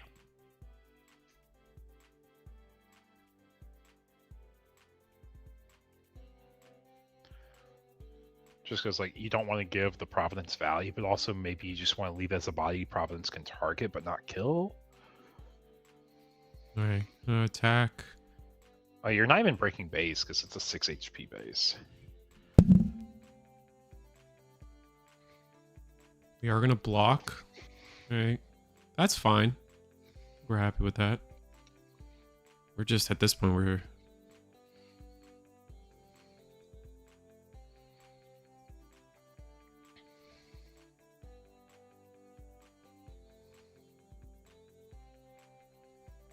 Yeah, table 2 just wrapped up. I didn't see who took it. Did they report yet? They have not reported yet. They just wrapped up though, so I will let y'all know as soon as possible if we have another round or not. And if we get a feature of the O. I think we probably do though. If I had to take a guess. Mm-hmm. But speaking about some of the other tables, we do have blue-purple still hanging in X1 tonight. Yes, blue-white did win. So we will see the O in the finals next round. Ooh. Going to play a sword strike, or sword impulse, resting the flat. Now we gotta decide where the rest of this turn goes. That's so tough.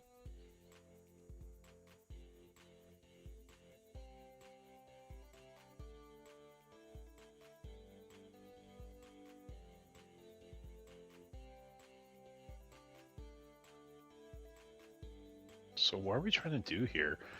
Because our Providence has 7 HP, which is pretty big. I think we're trading our board. Are we trading our full board into it? Because we just don't want it to be on board anymore. Wow, that's a high value unit if you're trading 3 bodies into it. Yeah.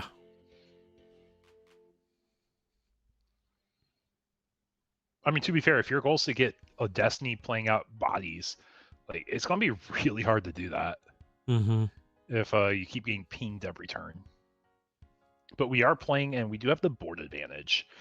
What's the card count in hand? It looks like we're staring about 5 or 6 cards in hand to another 4 cards at most in hand. It might be just 2 cards. But we have 4 bodies on board, too. Yeah. So Zhang can come down, but it'd be our full turn to do that. We lose to a link pair if that's the play we make. I don't even know if we play Zhang in this list. I thought we did. Yeah, we do. Oh yeah, it's like super hybrid. It's 10 pilots, but we run 4 different pilots. Mm-hmm. Gotta decide what we're doing with this flat. Probably gonna leave the flat standing. Oh, it's gonna be Zhong. Throw 3 damage somewhere. And Sword Strike bites the dust there. And we're gonna trade into the Force? Yeah, it must be. Yep, just staving off lethal as much as we can. We'd have the full frontal in hand, so we can get into a position where everything we play is going to be all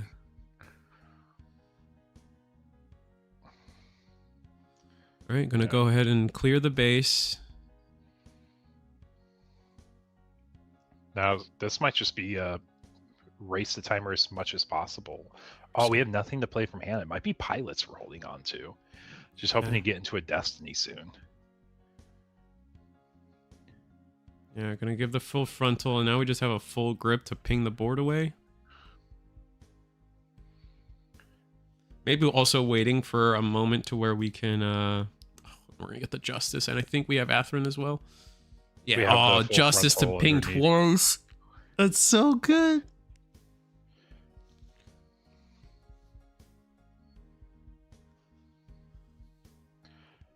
Yeah, talk about a red-white brew of red-white brews. And now he says, you know what? I think I want to try closing out the game here. I'm going to play as many bodies as possible. Honestly, I think you're okay to turn your Zong sideways because he has the 2/2 underneath him, so he's an 8/9. 8/9's pretty hard to get up to. Like, I guess unless he has a Destiny Shin Link, he has what, like 8 attacks, so he's still 1 short. He's still 1 short, yeah.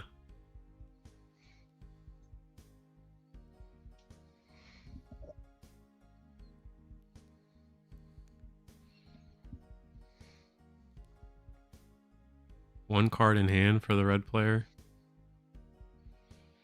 I mean, yeah, we did just dump clip on board, to be fair. Or is it 2 cards? There might be 2 cards. Not finding another Destiny Shin pair. Really bad here. I mean, even if he did, you don't feel like you're in a great spot because he's just going to be damaging everything on board. Mm-hmm.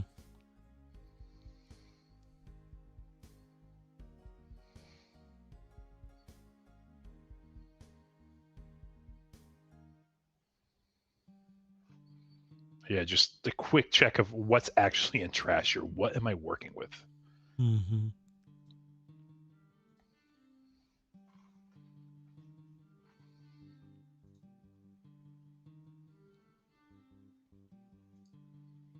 And honestly, so much of this is off the back of the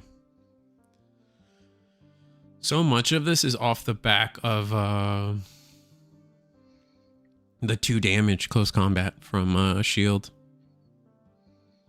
Get rid of the token here. Rest 4. It's gonna be Force Impulse, and then pass unless we got something else. No, it is just gonna be these 2 and pass. The way these resources are just kind of like dancing and being sorted around, it's so smooth. Like, he has the hand motion. I like how he has I don't know if you noticed, but he's got, you know, you at first glance you might think that it's the new premium Bandai collection for Wing that of every pilot and every Gundam. It's all death size, right? It's all death size. And one duo. That is, homie's got a favorite and it shows. Yep, so Striker Pack, we play the body, we're going to ping 3 somewhere. Where do we ping the 3? Probably sword, right? At least that would be my guess. Oh, I mean, we probably just have more bodies to play. We're just going to dump clip. We're going to get 5 AP here so we can ping it again on the swing. Death Scythe's the only one that matters from the Operation Meteor squad. Okay, we're going to grab back our Sword Impulse here. Oh, we swing over a guy while pinging the other guy. That's actually gross. You're gonna swing Justice. Graceful Demeanor. We're gonna bounce the token and bounce probably the Aegis, or no, just the token. I guess you don't want to give him the Aegis back. Yeah, because oh, it's level 3. It's level 3 lowers. Anyway, yeah. My chat. Ignore me. All right, Minerva, looking at 2, putting another sword in there. Like, we still have cards in hand, so it's not a complete blowout, but once Neozong got on board, this became really hard.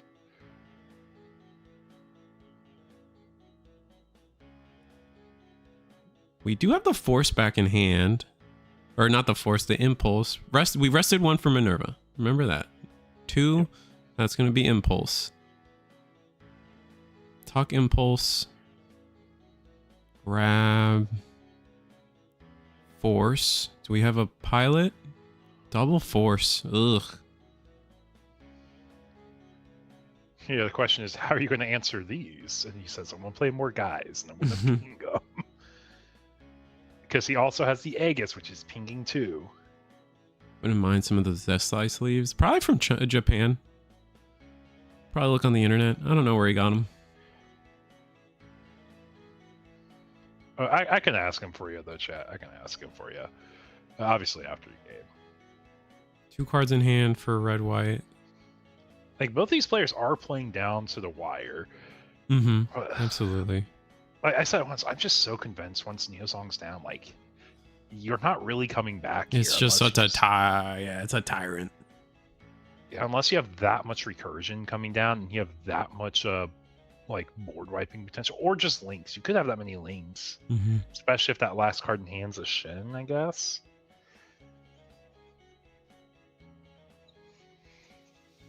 Like, what are the odds that we're gonna opponent's pass? top decking?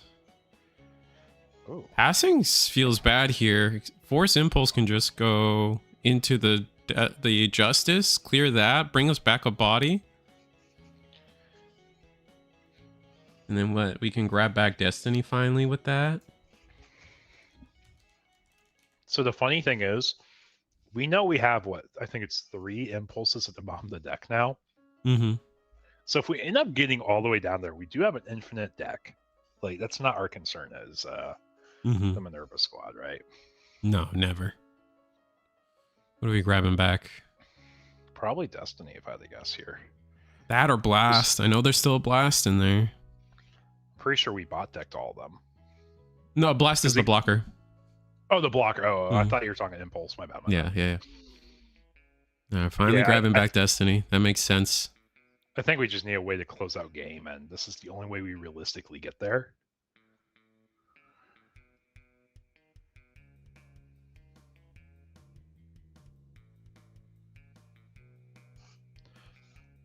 Yeah, chat. I hope you're enjoying the gameplay, though. We almost got 90 of y'all watching tonight's webcam local, and just want to say thank you so much for coming out. This is so close. Really, really good night of games. Honestly, like we said at the start of the night, this is such a fun format to watch evolve and like come through and through, because there's a lot of things that are viable. We just play Destiny? 1, 2, 3, 6. What's 6? Oh, Destiny Shin. Okay. Play another Force Impulse.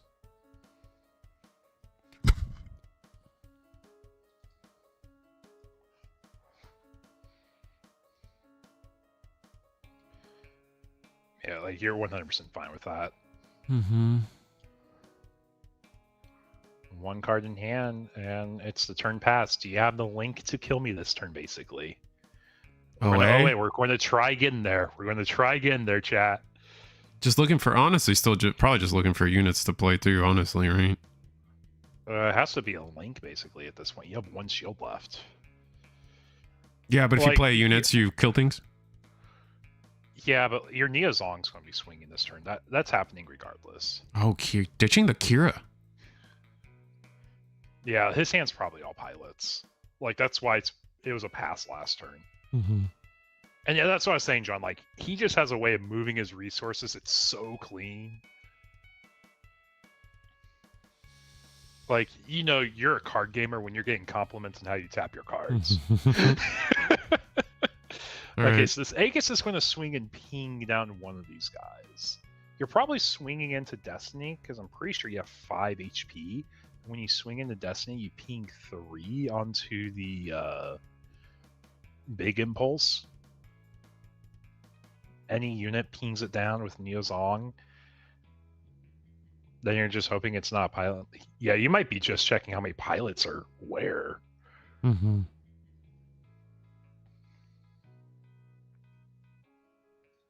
Like, when some players go hard, they go really hard on figuring out like how to make their deck as optimal as possible. And just everything we've seen S. Dot do here is just like so many signals of like, yes, I've been playing at such a high level for so long. I Mhm. know how to maximize every resource I get because the decks he's been playing, they don't have a draw engine.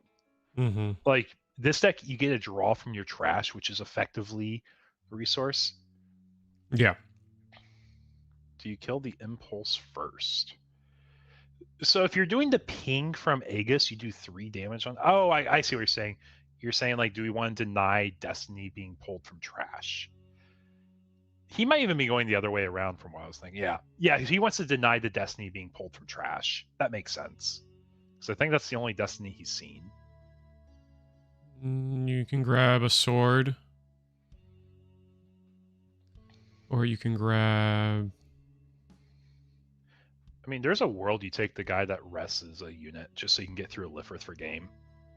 I see what you're saying, Kyle. Yeah. I got you. You were already ahead. You were ahead from where I was.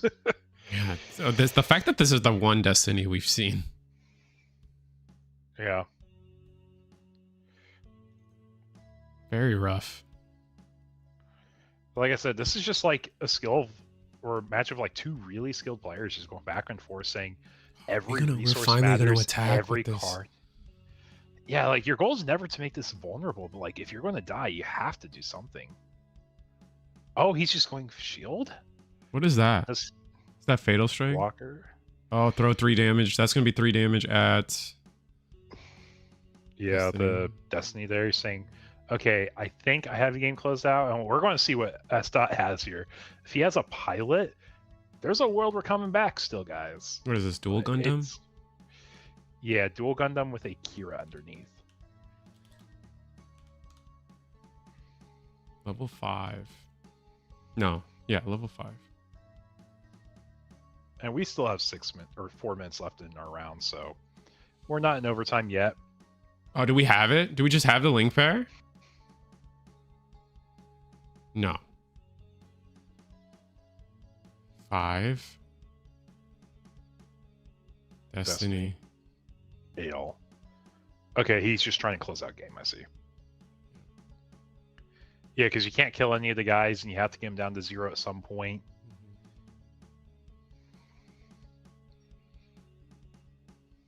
Like, you have to have 2 bodies in hand to get through the Ale. And something tells me, with the way he's been playing, it's not bodies. These are pilots or kill commands that can't target the Ale.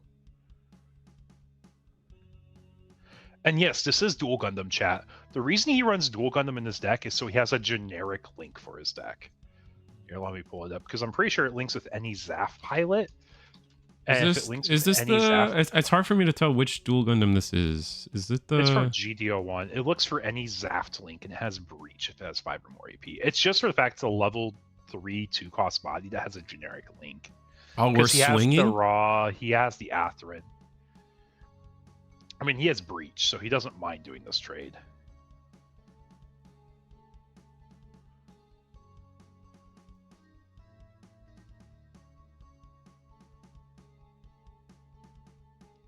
Yeah, it's just a difficult decision here. It's like, okay, do I take the block? What's the AP? I think the AP minus is going on the big impulse here. Yeah. That's why we have the dice, and that's what we swung into. And Breach comes out, and it's a Last Life base too. Just so casual, like, yeah, Last Life base. Wow. Now do we have 2 units to play? I'm gonna grab a... We know the last card in S. Dot's hand is, in fact, the GD04 Sword Impulse that can play Rest Something. I'm gonna grab the on deploy. Yeah, we're gonna grab the on deploy. We're gonna swing here. I mean, you're swinging into base, like you'll just let it through here, because you have to have a way to win the game. If you block, you lose a swing. That's one thing that happened to me in One Piece regional that I will never forget. It's just like, I had lethal on board, but I blocked to protect the body that was going to die anyways. And he's like, dude, if you didn't block, you had lethal. I still won the game because like I just had better top deck quality, but once it happened, like it's impacted how I play Gundam too. It's like if I don't have to block and I have a lethal setup, I'm not gonna block. Oh, we're gonna scoop, and it's yeah, graceful and improved. There we are, chat. Destiny just barely closes out the game. Wow, that was so close, man. That's crazy. And we have a round 5 after this too, right? Yeah, like I'm happy we're getting some good quality games. No, for sure. But for all you Destiny fans out there, you watched him close out the game just by the skin of his teeth. Yeah, that was nasty. And I don't know, who knows what the top deck was. They left real quick. That wasn't an insane game. That was really cool to watch. But I mean, to the wire too. I think we're almost at time. We just hit overtime, like okay. Just that second. Okay, let me go ahead and do my judge things real quick.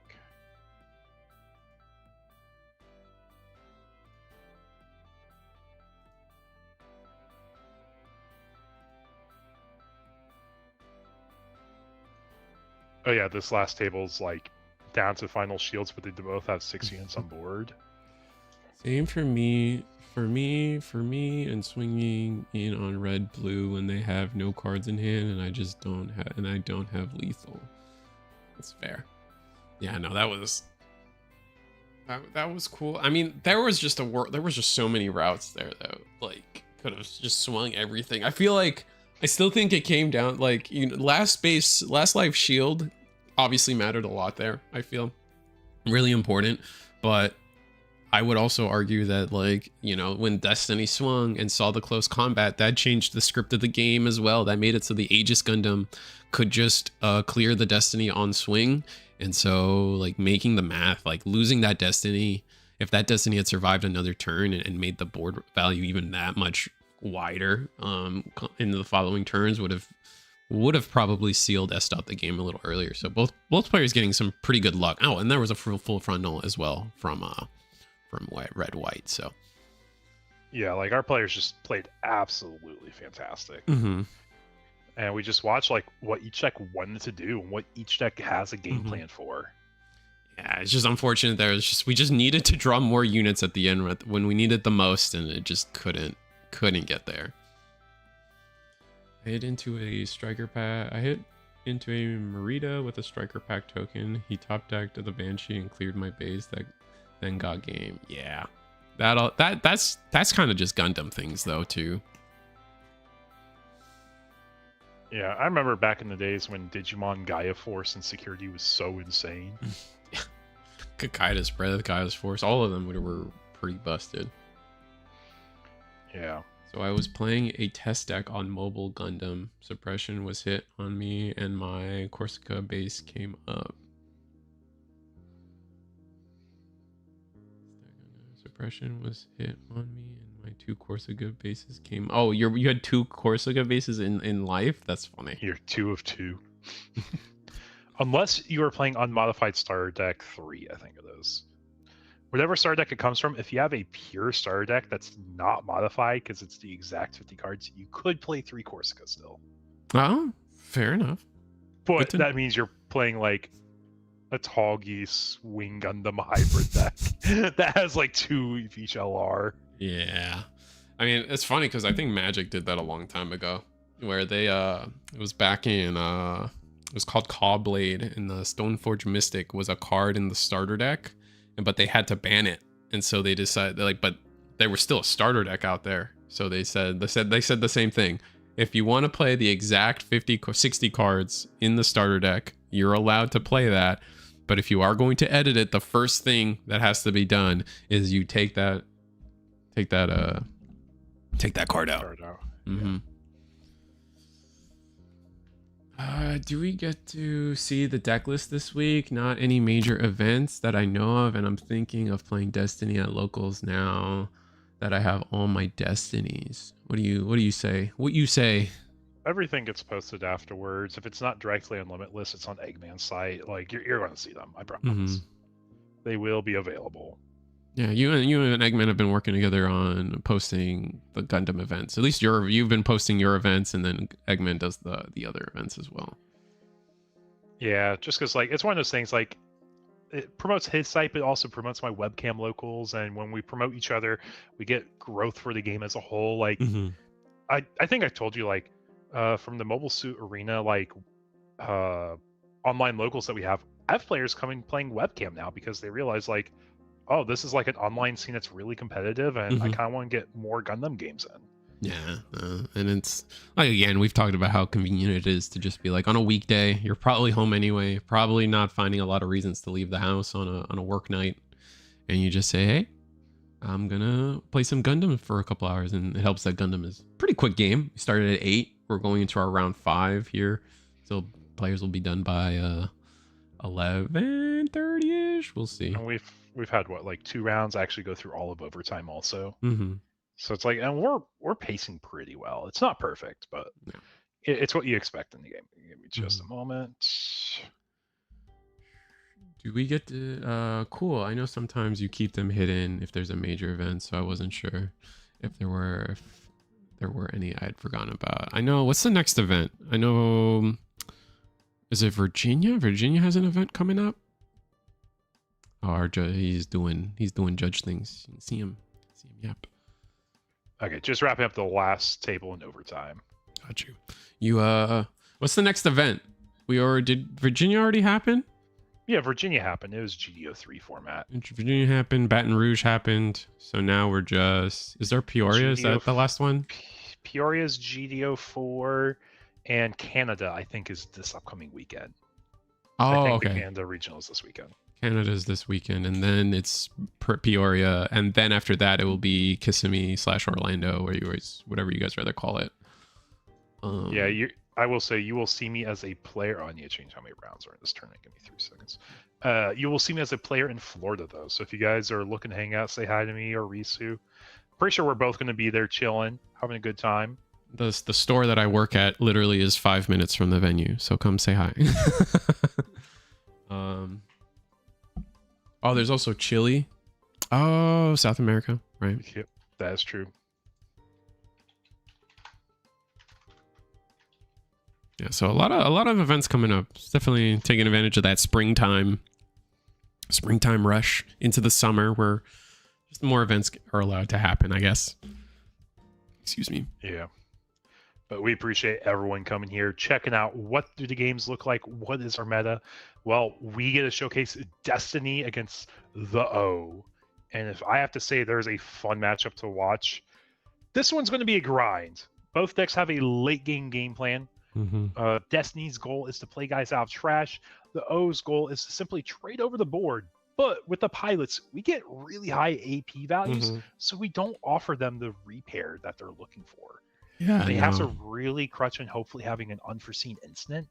It's only like the early game bodies that really have like the low stat line. Like once you start getting like sword impulse already has 4 attack. If the shins the shins are 3 AP, 0 HP. So very, very kind of designed to go back and forth with what the O deck wants to do. You can't really they make it really tough to effectively trade into them. So that'd be really, really fun to watch. Where am I at? Both our players are getting ready and they're shuffling up. So I'm just gonna they have the same playmat. They do. They have what the same hell? dual guard, I think is what it is. Dueling right? guard, yeah. Wait, what? That's so funny. You know they're gamers. All right, rolling 4, rolling 6. I don't think I've actually seen these two in a matchup in a moment. For anyone who doesn't know, these are 2 veterans here at the Eagles Nest, and they're both season finalists, like in consecutive seasons. They just do really well at the same time. Just strong players, great fundamentals. So I'm expecting a really good finals here. Yeah, no, I'm seeing Cody's a fiend. He just plays so many games at such a high level, and it's just always grinding. Just always grinding. Like the amount of grind that guy puts in is crazy. Yeah, and both these players are players that just really refuse to play aggro. So you'll see them typically play these mid to late game decks, and we're in for a treat tonight. So Risu, I know you're rooting for Destiny. Oh, yeah, I think I'm going to be absolutely rooting for the O, though. Ah, that's fair. I don't blame you. The O's kind of cool. It was a really cool TV show.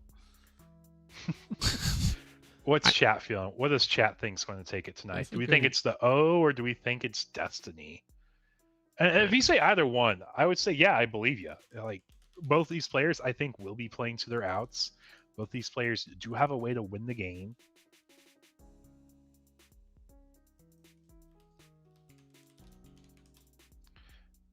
And in case anyone's curious, for tonight's metagame, we have, let's see, how many aggro decks? Got 1, 2, 3, 4, 5, 6, 7. We have 7 aggro decks being played tonight, and none of them are in top 4 right now. Oh, I'm sorry, there's one blue-purple at table 2, and then there is a 24 1-drop deck also in contentions for top 4. But table 1, not aggro. I forget. It's just my filters are a little jank on Limitless still. I need to go through and clean it up.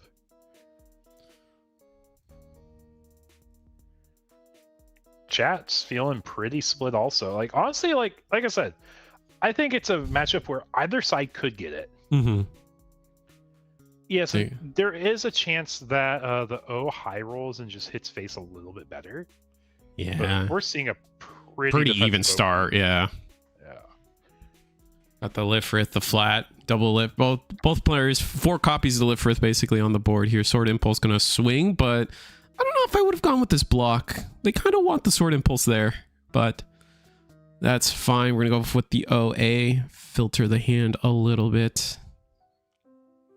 But at the same time, 1 for 1-ing. I think trying to play for the long game and understanding that.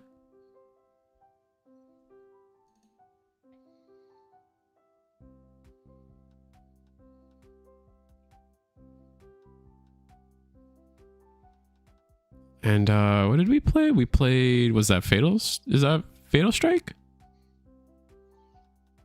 Or is that Giant Killing? Giant Killing. Giant Killing, because we got rid of the Ale. Honestly, good value card in this matchup. Mm-hmm. That's going to be one of the tools you have to win this game. Because it's probably going to be a difficult matchup otherwise. But that's how you know we're in this mid-range format spot where you can actually play Giant Killing. What is this? Masala, I think, right? It's been a minute since I've casted a Big O. Okay. Yeah, that's Masala. That's the level 6 4-cost blocker, 5/4 blocker, repair 1. And the reason it has repair is so when you swing with a paired O on the board, you can tap something. Mm-hmm. Oh, just going wide and defensive. Both players trying to get to an end game. No one's broken the EX bases yet. I mean, we've tried, but we've had blocks. Yeah.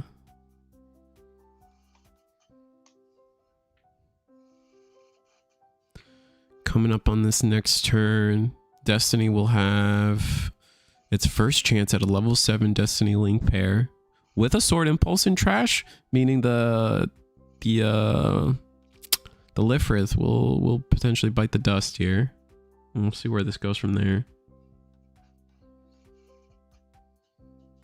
Yeah, it's definitely going to be a stare down game. Resting 3. It's going to be Show of Resolve. Yep, just draw 2. Well, that's the SP Show of Resolve, isn't it? It is. Perfect Strike coming down here. Nothing to bounce, but it's a 4/4 blocker. Very Turn efficient. pass to the opponent. Okay. Now, like I said, it's our first chance to see Destiny come down, if it's going to come down.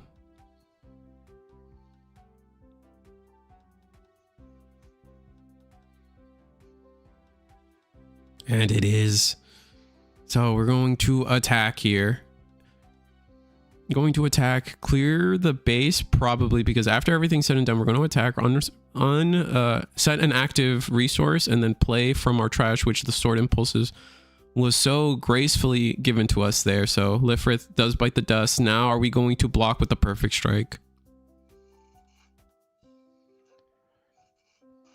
Yeah. I was going to say, just high value, having high maneuver, we're really going to force the tempo our way. Mm-hmm. Kira going to hand, though. That's strong.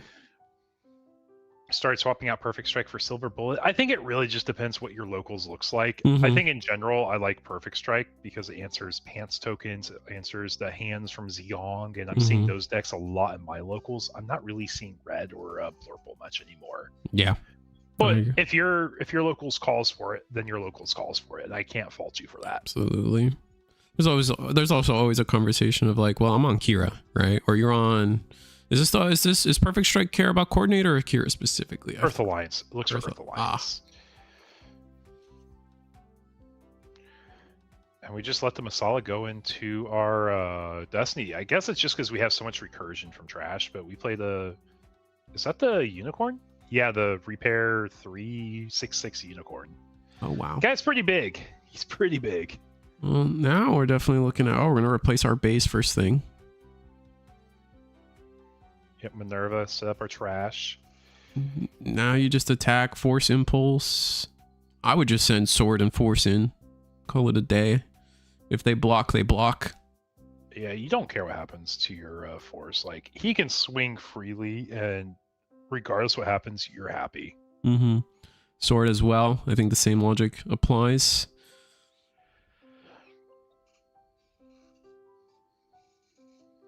His hands just move that fast. They're both like really like smooth, clean players. That's way they're very clean when they're Another Kira to hand. Drawing 2 out of life is pretty good. Ah, it's pretty busted, yeah.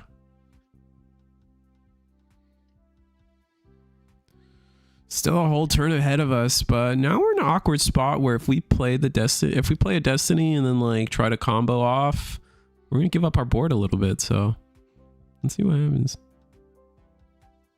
Is there a world where we just swing out? Oh, gonna Minerva again. Just dig our deck deeper.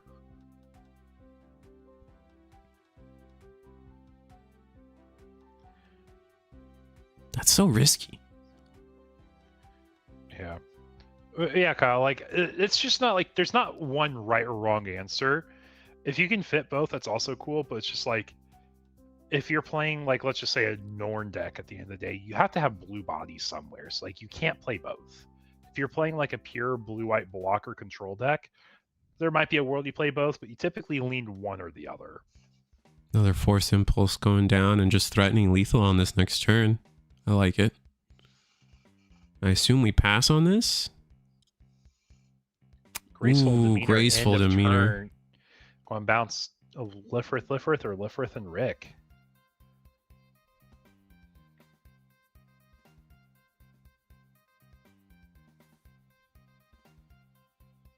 Yep. Lifrith and Rick to hand. You still have lethal on board, but with the blockers out of the way, we'll get to play with the board a little bit. Let's see where it goes. So even if we get the O linked this turn, you can swing, tap Lifrith, trade over, get him down to one body on board. OA. Okay, so we're going to OA. We're probably looking for that out right now. I was playing a 3-2 ratio on Ale and Silver Bullet in a bounce deck that takes advantage of Unicorn Awakened and the Suppression Freedom. Nice.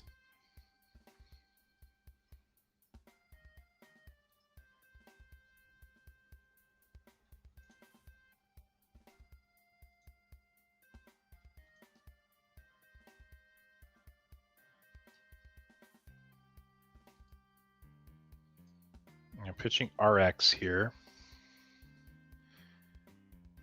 So what are we looking at? Still full grip. We know there's 2 Kiras in hand. So 2 Kiras in hand. The rest of the hand just... If you have Ale Kira, you can bounce Lifrith, swing trade. I think, yeah, Kira Ale gets you the same spot as Papadis O gets you. Yeah, I do agree, Agent Active. It is rough if you don't see the pieces. It just might be evaluating what's the best option we have now. Ooh, want to swing. Okay, this tells me he doesn't have either of the outs he likes in hand. So it's probably going to be like 2 3-drop blockers, I think. Still thinking. Still thinking. Like, if he opens up with that, he has to have like 2 3-drop or a 3-drop 4-drop blocker in hand. Mm-hmm.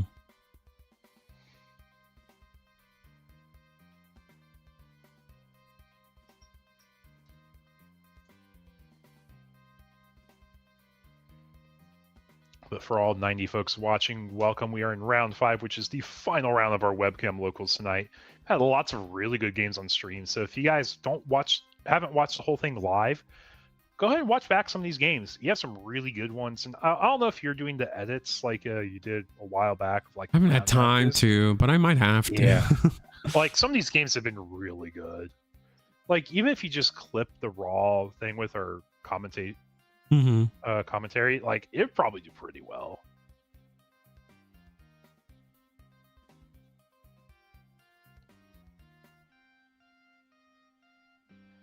Yeah, it is a big chess match at the end of the day, especially if like you're both seeing the pieces you want to see. All right, playing a base. Which base is it? It's white base. Okay. Yep, that is a white base.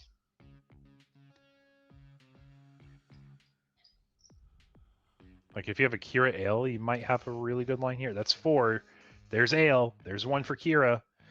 So you're going to be probably bouncing Lifrith. Oh yeah, that's right. You can actually bounce that, and now you can swing and shrink. Where are we swinging? You're swinging into the body on board. Yeah, I would imagine so. And you're shrinking that swing target. New subscriber here, by the way. Welcome, Asnan. Nice. Thank you for joining us tonight. I know Risu appreciates the support on the channel. You're getting pretty close to 5K, man. You're really close to 5K. Every time I make progress, I get back to being lazy and we slow that progress down. But we're getting there. I'm pretty happy about it. We do block the Ale Strike attack into our false impulse, leaving it. Are we gonna? Can we block here? I guess blocking here feels bad. Just gonna pass. Turn pass. Yeah, I guess there's no Amuros in this deck, so you're not worried about him tapping you down. Like, we're watching these boards shift from, like, one person having board advantage to the other person. And I think you're just going to continue seeing this, because these are two, like, titans of, like, playing for board pressure and board presence and getting, like I said before, the most out of every card they can play. All right, gonna go Overflowing Affection.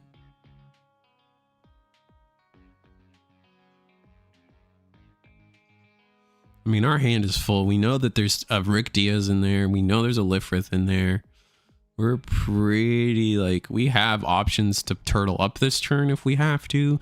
Definitely could see the Force Impulse try to trade into something. It just swings into anything and will clear whatever it decides to attack into, or even if the block we clear. Because the Masala has, what, 4 HP right now, thanks to the damage? The Masala has... I don't think that's Masala. I think that's a unicorn. Oh, that's the unicorn. Yeah. I'm pretty sure it's a unicorn because it lived to swing over.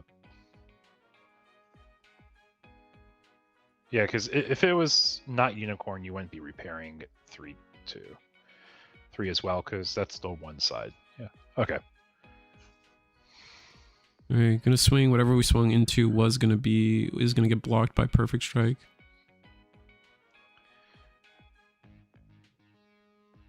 I think we're just going to pick up Destiny. But I will say we are staying with 21 minutes left on the timer for tonight's webcam local. Just doing some board math. Like it. I like it.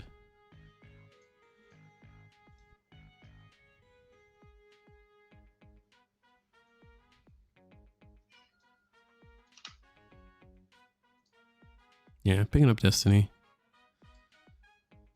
I don't think do we have enough research? 1, 2, 3, 4, 5, 6. Oh, just gonna go wide with blockers. Okay, replaying the Rick Diaz and the Lifrith.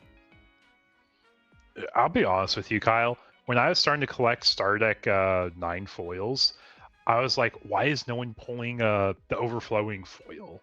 Or like any of the white cards? I'm like, oh, it's literally just for the purple cards and like the LRs.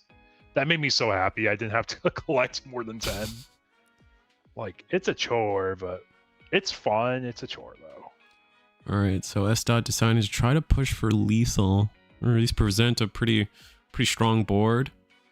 Yeah, I wouldn't say he's pushing as much as it's just like trying to get the board back and maintain hand size. Mm-hmm. If another graceful demeanor comes down, we're happy to see it. Here There's comes your boss monster. There's Papidus. Yep. Okay, to target another unit, giving it repair 2 when linked. You probably want to target either the ale, because the other guy's going to be repairing naturally. Mm-hmm. So we're going to be able to rest this whole board. Attacking into shield.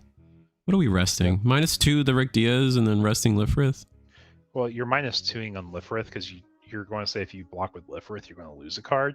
And you're probably tapping the Rick here. Ah, fair.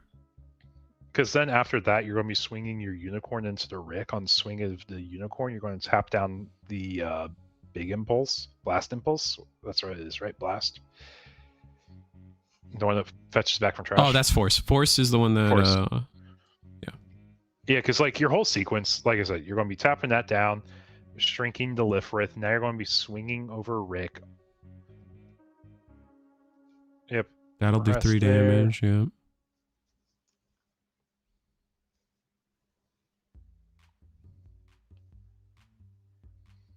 Big O into Lifrith, take 2 damage, but the repair is fine. Yeah, just full clear. Playing flat. Okay, so we end up giving repair to our Unicorn, I think, then, right? No, I think the Ale definitely got it. Oh, right, because Ale... Okay. Yeah. What are we at now? This is 9 resources now? Another Minerva. Look at 2. Just not finding pilots, I guess, is our big issue. So many cards in hand, but just not feeling like it matters.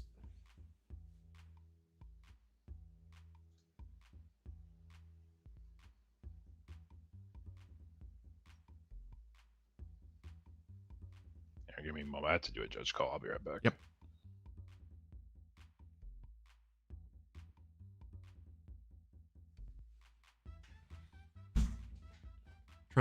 Really trying to decide what these 2 cards mean for us from the Minerva base.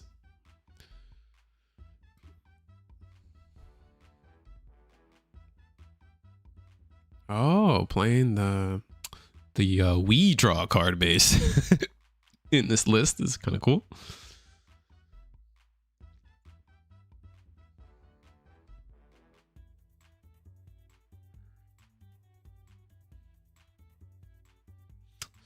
I feel like my Destiny games are like a turn and a half too slow. That's a fair feeling. Most people that I ask about Destiny, they do say that it feels like it's missing that one little bit.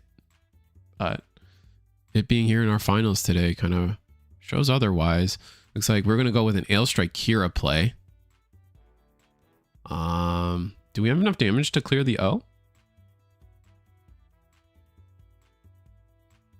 Probably not. Force Impulse going to go into Ailstrike. Let's see. Probably Ailstrike. Oh, no. It's going to get the Unicorn. Oh, that makes sense because the repair, right? What are we grabbing back? I think that's important to know here. We have 3 resources up, so we can grab the blocker. Probably one of our best plays. I don't think we've seen a... Oh, there we go. It's Impulse Gundam. I thought we didn't have it, but we did.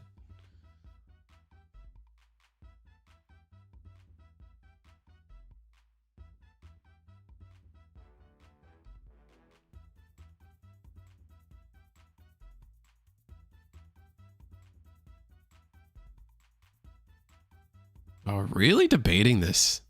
I mean, you can go Force Impulse. You can go Impulse Gundam. You still have the resources, so you can go Impulse Gundam, then play Blast.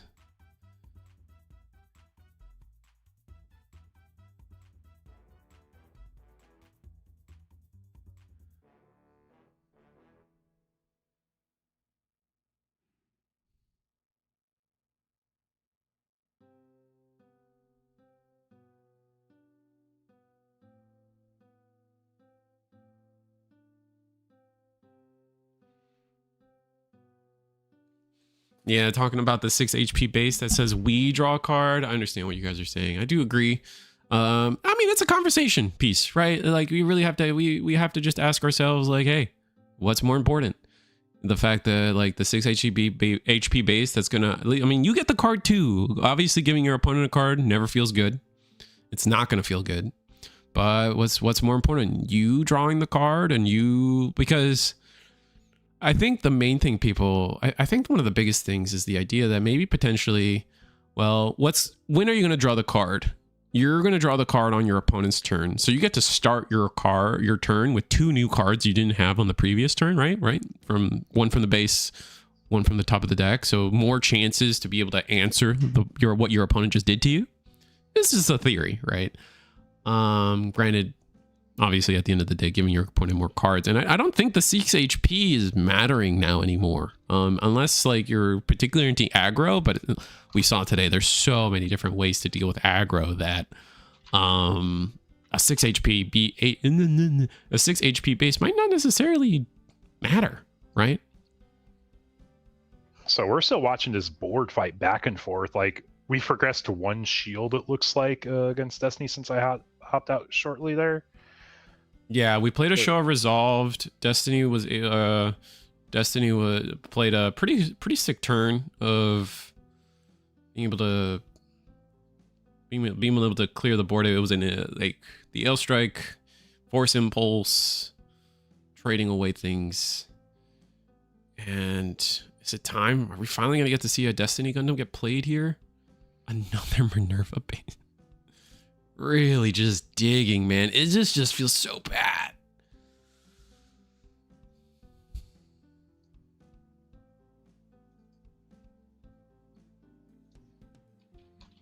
I haven't seen Seed, but I'm assuming Destiny Gundam gets an upgrade. Destiny's the final boss monster, or at least the final version of the Impulse line. Which is funny that we got Destiny first and we didn't get Infinite Justice or Strike Freedom. Did we get Strike Freedom? I don't think we did.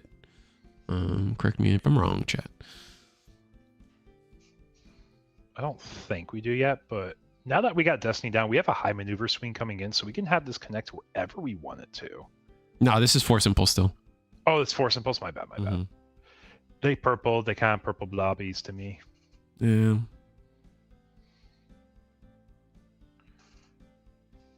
They are kind of like purple blobbies. All right, gonna grab Impulse.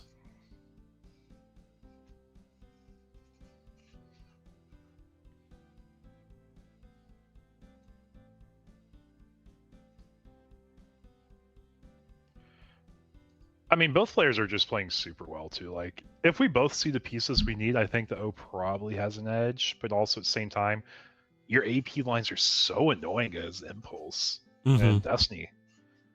But for all 110 of you joining us for our finals night, welcome.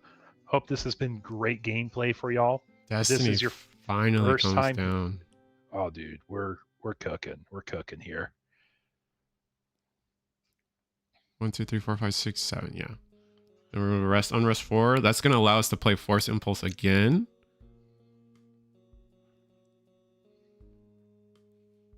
I think you're probably attacking shield here, right? Or what do you? I mean, honestly, you can respect either out saying, I think I'm going to outgrind him, so I'm going to go ahead and play for board, which is what it looks like he's doing here. Oh, Pappas draw just feels so bad. He probably feels really confident in his hand quality. The only thing is, like, I'm looking at the size of each hand. I'm like, okay, we got 5 cards for Destiny, and we have what, like 5 cards, 6 cards for the O, and I feel like the O has more innate draw engine. Yeah, absolutely.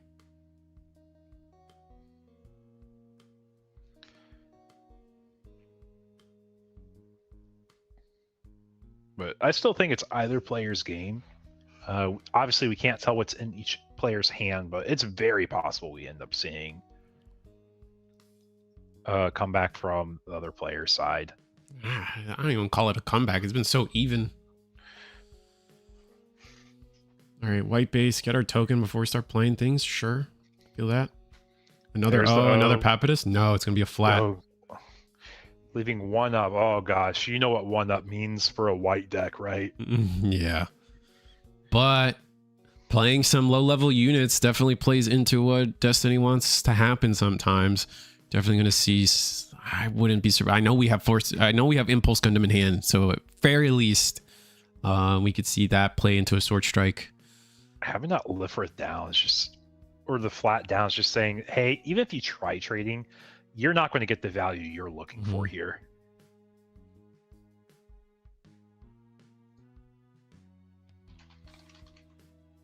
Gonna do the impulse play, bottom deck it, play sword, get rid of the flat, probably. Yeah.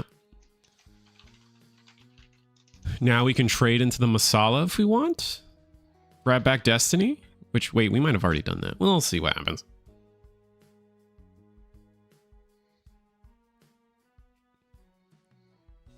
Yeah, grab Masala out of here.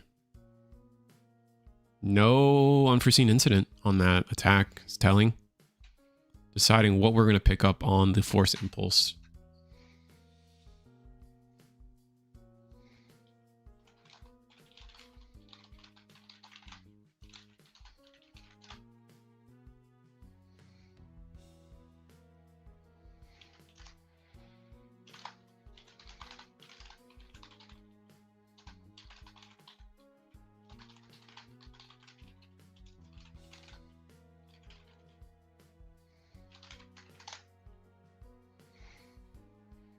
I guess I missed what they grabbed. Reading chat a little bit, unfortunately. Are we still deciding?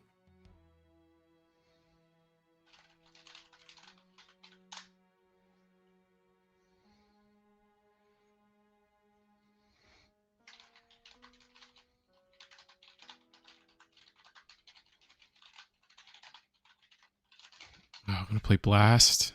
That's not great. Lifrith, pass. Yikes.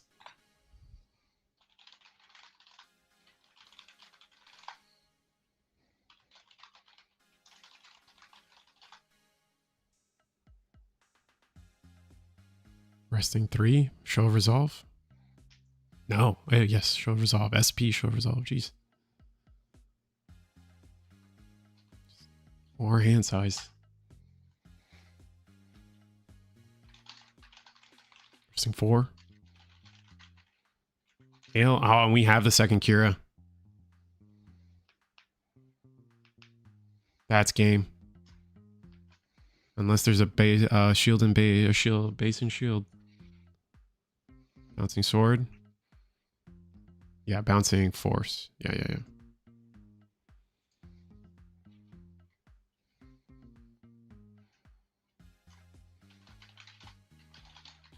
Only a $500 deck? Are you sure about that?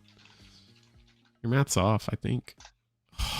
And the and an Amra array to rest the final Lifrith.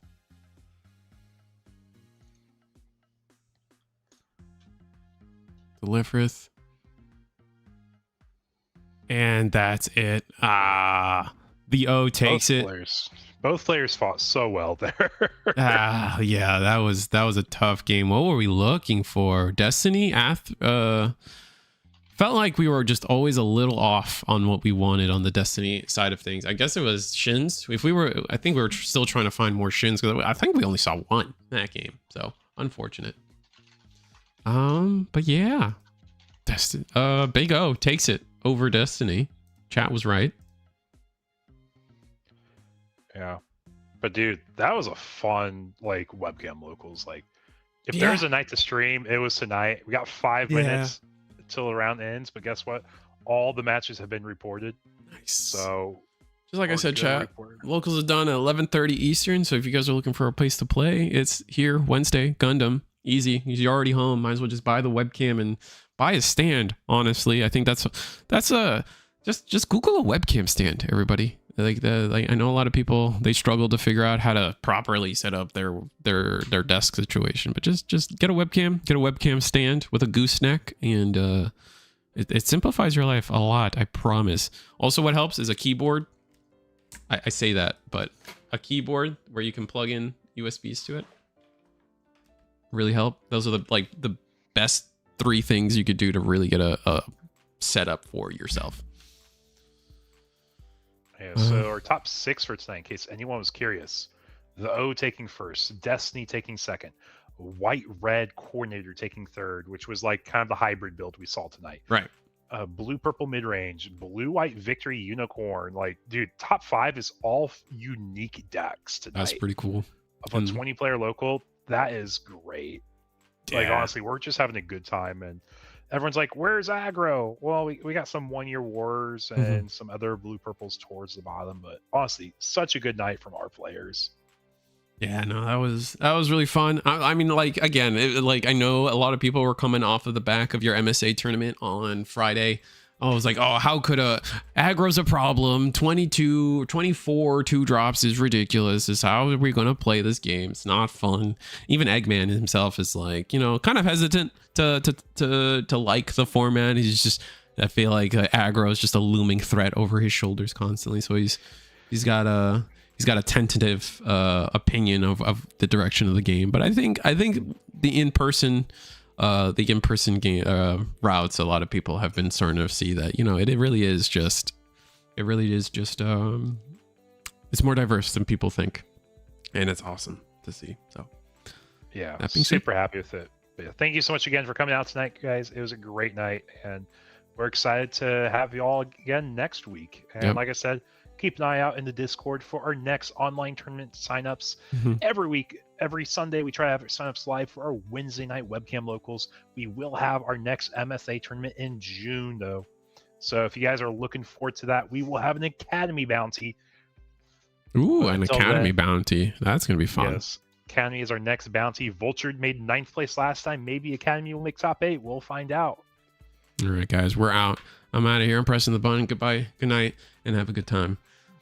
See you guys.